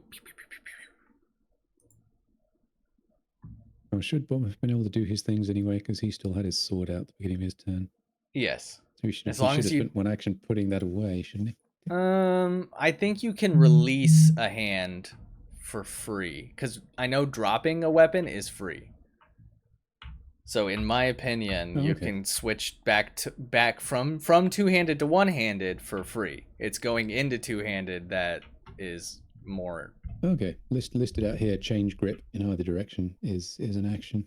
Oh, it is? Okay. Well, then in that case. Could always argue, Good- but given good your thing. size, that you can always do it one-handed. Good thing he failed the first one then. Yeah. Good thing you failed the first one. Let's just say that. Yeah. Let's say your first action was to stop holding your sword with two The hands. first then. action was to try and grab him whilst maintaining two hands Well, and a sword and failing. yeah, there you go. Okay. Seleucos. Before my turn, you need to roll 1d6 for the fire damage that Oh, he yes. takes, because I set the ground on fire. I forgot about the fire. So go ahead and roll that damage for me. Because I did forget. Oh, spicy. All right. I meant to put a tile down, but I got distracted with something else. To remind myself that there's fire there. I will find it. Using this time. wind power, Uh-huh. is it an action to call it and another action to move? To fly? Yep.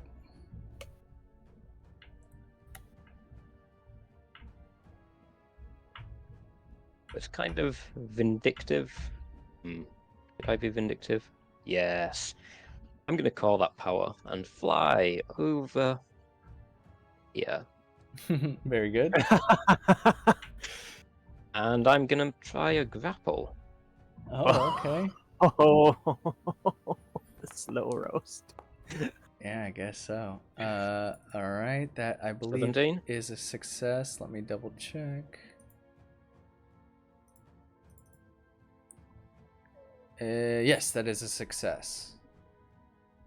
Okay, unfortunately that's my whole turn, but I fly over there, see that she's for some reason staying in the fire and think, good idea. And hold her there. Yeah, she stayed in the fire because I'm stupid and forgot about it. DMs have a lot to do, so I get it. Mhm. Anyway, that's my turn. Yep. Okay. Add the grapple. There we go. Okay. So that is that. Phil. What's the rules on point blanking a thrown dagger to someone's face? It's within the 10 feet. So. Very good. How's that like? How do you like that one? You want to throw it at the guy right next to you? You're throwing Yep. a dagger? Okay. Very good. That is a hit.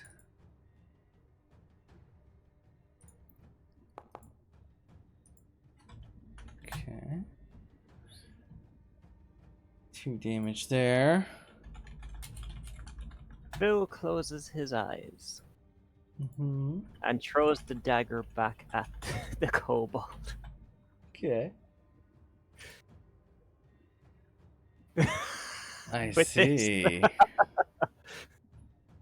Okay.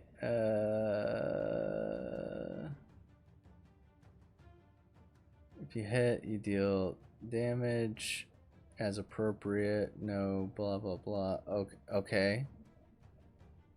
What? So as the dagger's piercing, and it's on the ground,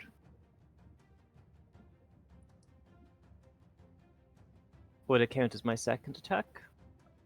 Yes. Ah, It would Take it, that count miss. as your second attack, and yeah, that does miss. That's interesting, though. Fascinating. Mm-hmm. that's my turn. It's a 2 or so. Okay. Okay.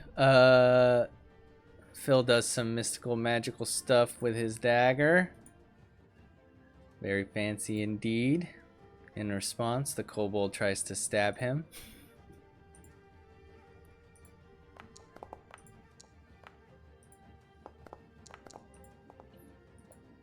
Shank, shank, shank.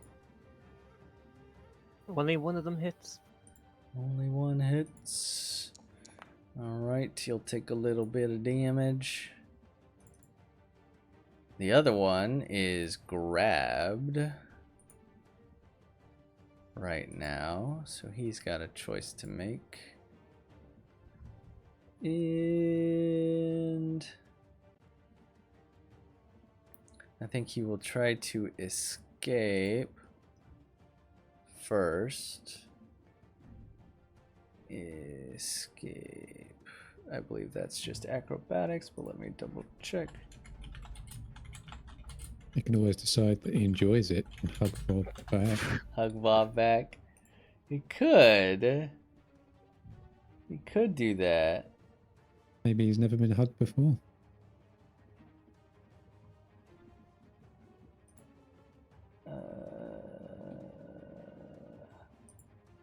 Here it is. Escape. You attempt to check with your unarmed attack modifier against the DC of the effect. Typically, it's the athletics DC of creature grabbing you. Okay, so what is your athletics? Is that whatever my plus? Yeah, Whatever. whatever your plus This 2 is- athletics was, yeah. Okay, it's 8. 8. Oof, very hard to get away. That makes it an 18. Yeah, I'm a good hugger. Very good hugger. Okay, well, let me give it a shot, I guess. Where's his unarmed? Because it's like you have to roll an unarmed strike, kind of, against that. Which is hard for weak character. That's kind of the balance. So weak characters, it's a lot harder for them to escape from being grabbed by stronger characters, for example.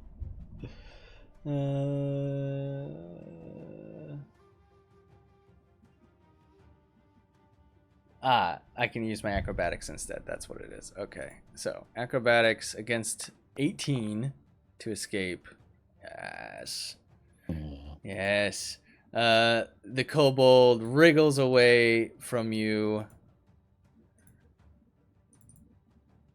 And then he does a thing where he scampers away from you.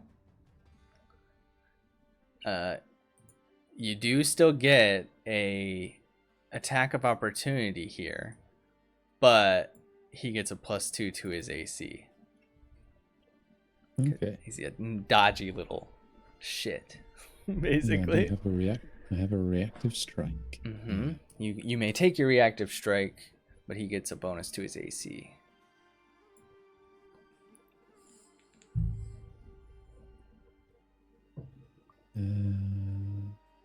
I like it. Did a change grip finally. Oh, you still hit.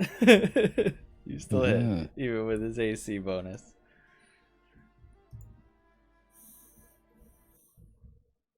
See if I can lop anything off him as he. Oh, flees. yeah, you do a big chunk. He's bleeding heavily as he scampers away from you. Just trip and fall in yourself, why don't you? And then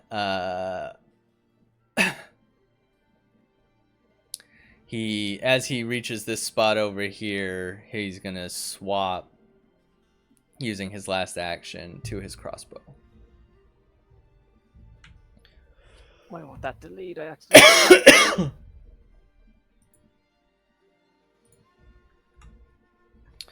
Okay, that's it for his turn. It is now Zeke's turn. Zeke and Misha. Okay, so I'm going to move up, as is Misha, Hmm. and then for this, I'm going to have her attack the queen with an ranged unarmed. Zolgren, okay.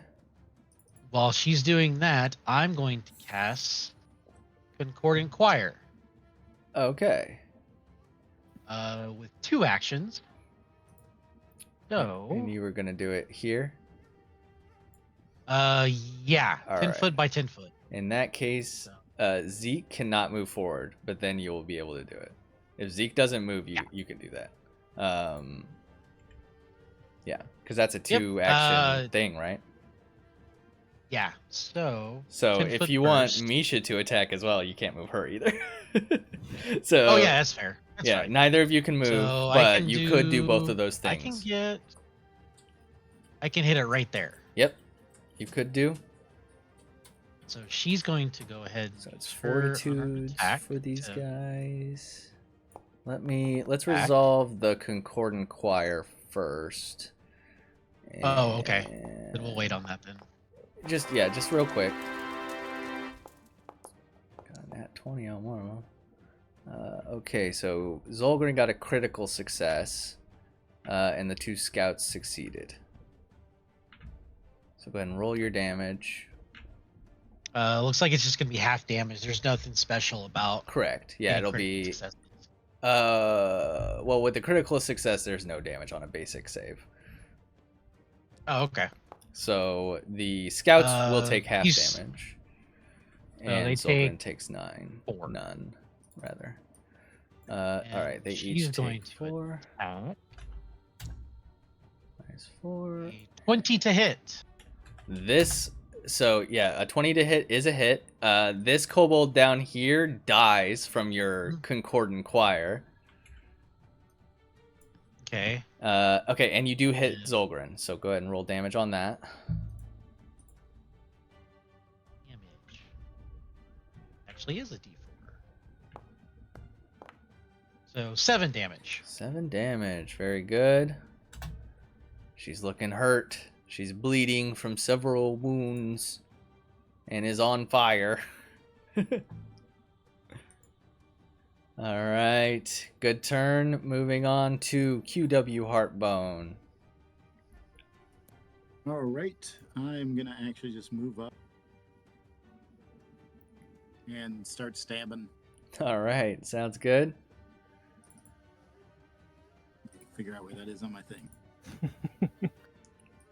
And we are going to be stopping right after this combat, just so everyone knows. 14 is a miss. 19 hits, though. That would actually be -5, I think, for the. Oh, they're you both didn't misses. MAP. Yeah, they're both misses then. I was a little too fast. Yep, no worries. Yep, so you run up and try and stab this kobold, but fail to do so. Next is Bob. Bob, clear the way for me. I have an idea. Bob stands a good chance to clear this kobold out of the way. Bob has his own ideas. Unfortunately for everyone else. That's fine. And, Just clear my way. What he's going to do We'll look at it. Wait, no, he's going to charge upstairs. We'll have to look at that. Here. Zach. I'm not sure.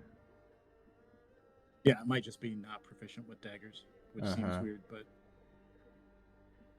Okay, yeah. Bob moves up there.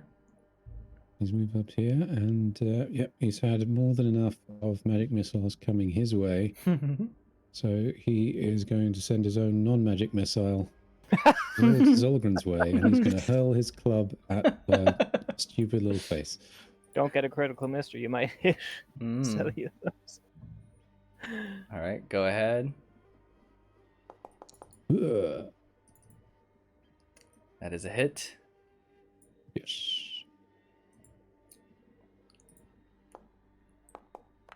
Oh, Dunk. Well, it is enough to brain Zolgren and kill her. yes. So, I don't know if I've Cellulose, explained as you're... before, but Go ahead. Bob's club is from his seafaring days. It's actually the peg leg of a pirate he once defeated that he tore off after a battle. Ah, excellent. Lore on the club. Fantastic. So, Cellulose, you're holding this boss. She's cooking. She's burning. She's casting magic missiles and going crazy. And then Bob walks up and just chucks his club at her head and brains her. Bonk. Just whispering sweet nothings like, "Yes, you will burn in the fire of Saren." Mm. And then she got killed by Bob throwing his bit of wood. Killed Well. by Bob's wood. Killed by Bob's wood. Tale as old as Yeah. time. Fate of many an unfortunate. Well, it would have been Zolgren's turn, but she's now dead. So it's Celluluse's turn. Okay, I can get here, right? Yeah, it's a 10-foot drop. I got this. I got this. I haven't bitten anyone in 12 hours. Who knows how So I'm long. going to bite someone. Yeah. Oh, All right, bite bite away. it anyway.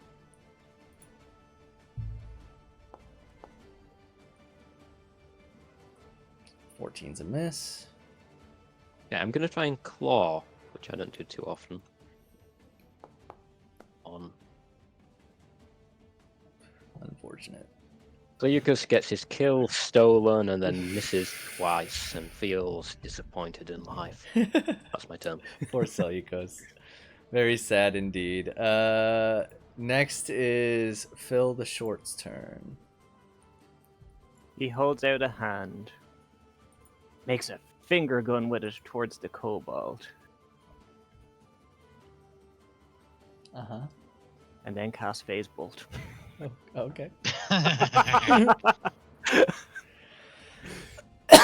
All right, roll your attack. Yeah, hardly guessed that. But that's Whoops. okay. You missed. All right. That's okay. That's 2 actions. Oh, wow. He hasn't got this. Oh, wow. Phil Oh, well. supposedly has got this. All right. I've got his attention at least. This last kobold, he looks up at the corpse, the smoking corpse of his dead companion. And he yells and tries to scamper away from you guys. I don't know if either of you 3 have reactions or not. Nope. But he tries to scamper up this way. 5, 10. Through Bob. If he comes through me, I have reaction. Yes, I know. Oh god. So go ahead. My reaction is going to be to grab him, because I should have at least one free hand, because Mhm. I've You just can- thrown a club. You can attempt to grab him as he gets here. That'll be the old athletics again. Yeah. Get him, Spug. Oh yeah, that'll do it. Yoink. Yoink. Bug So for me you too. grab him as he's trying to run up to you. And now I have to try to escape. So it tries to escape you. And fails to do so. Good. And one more. Failed. Yep. So you stop him in his tracks, and he can't get past you. We need to adopt him. All right. So at this point, the combat's more or less over. So I'm gonna call it over. You can tell that this one's lost its fight. And he wants to run and flee. He doesn't want to fight anymore. Bob's just lifted him slightly off the ground. He's still making running motions in the air. Now, we had a hard stop today at now. So, there is a little bit left, and we will find out who, the remaining question, right? The last question. Who is the Kobold's big, strong friend? Bob. We'll find out next time on Menace Under Otari. Thank you for tuning in, everyone. Thank you for playing. And we will catch you next time. Goodbye. Tune in for the adventures of Bobold the Kobold.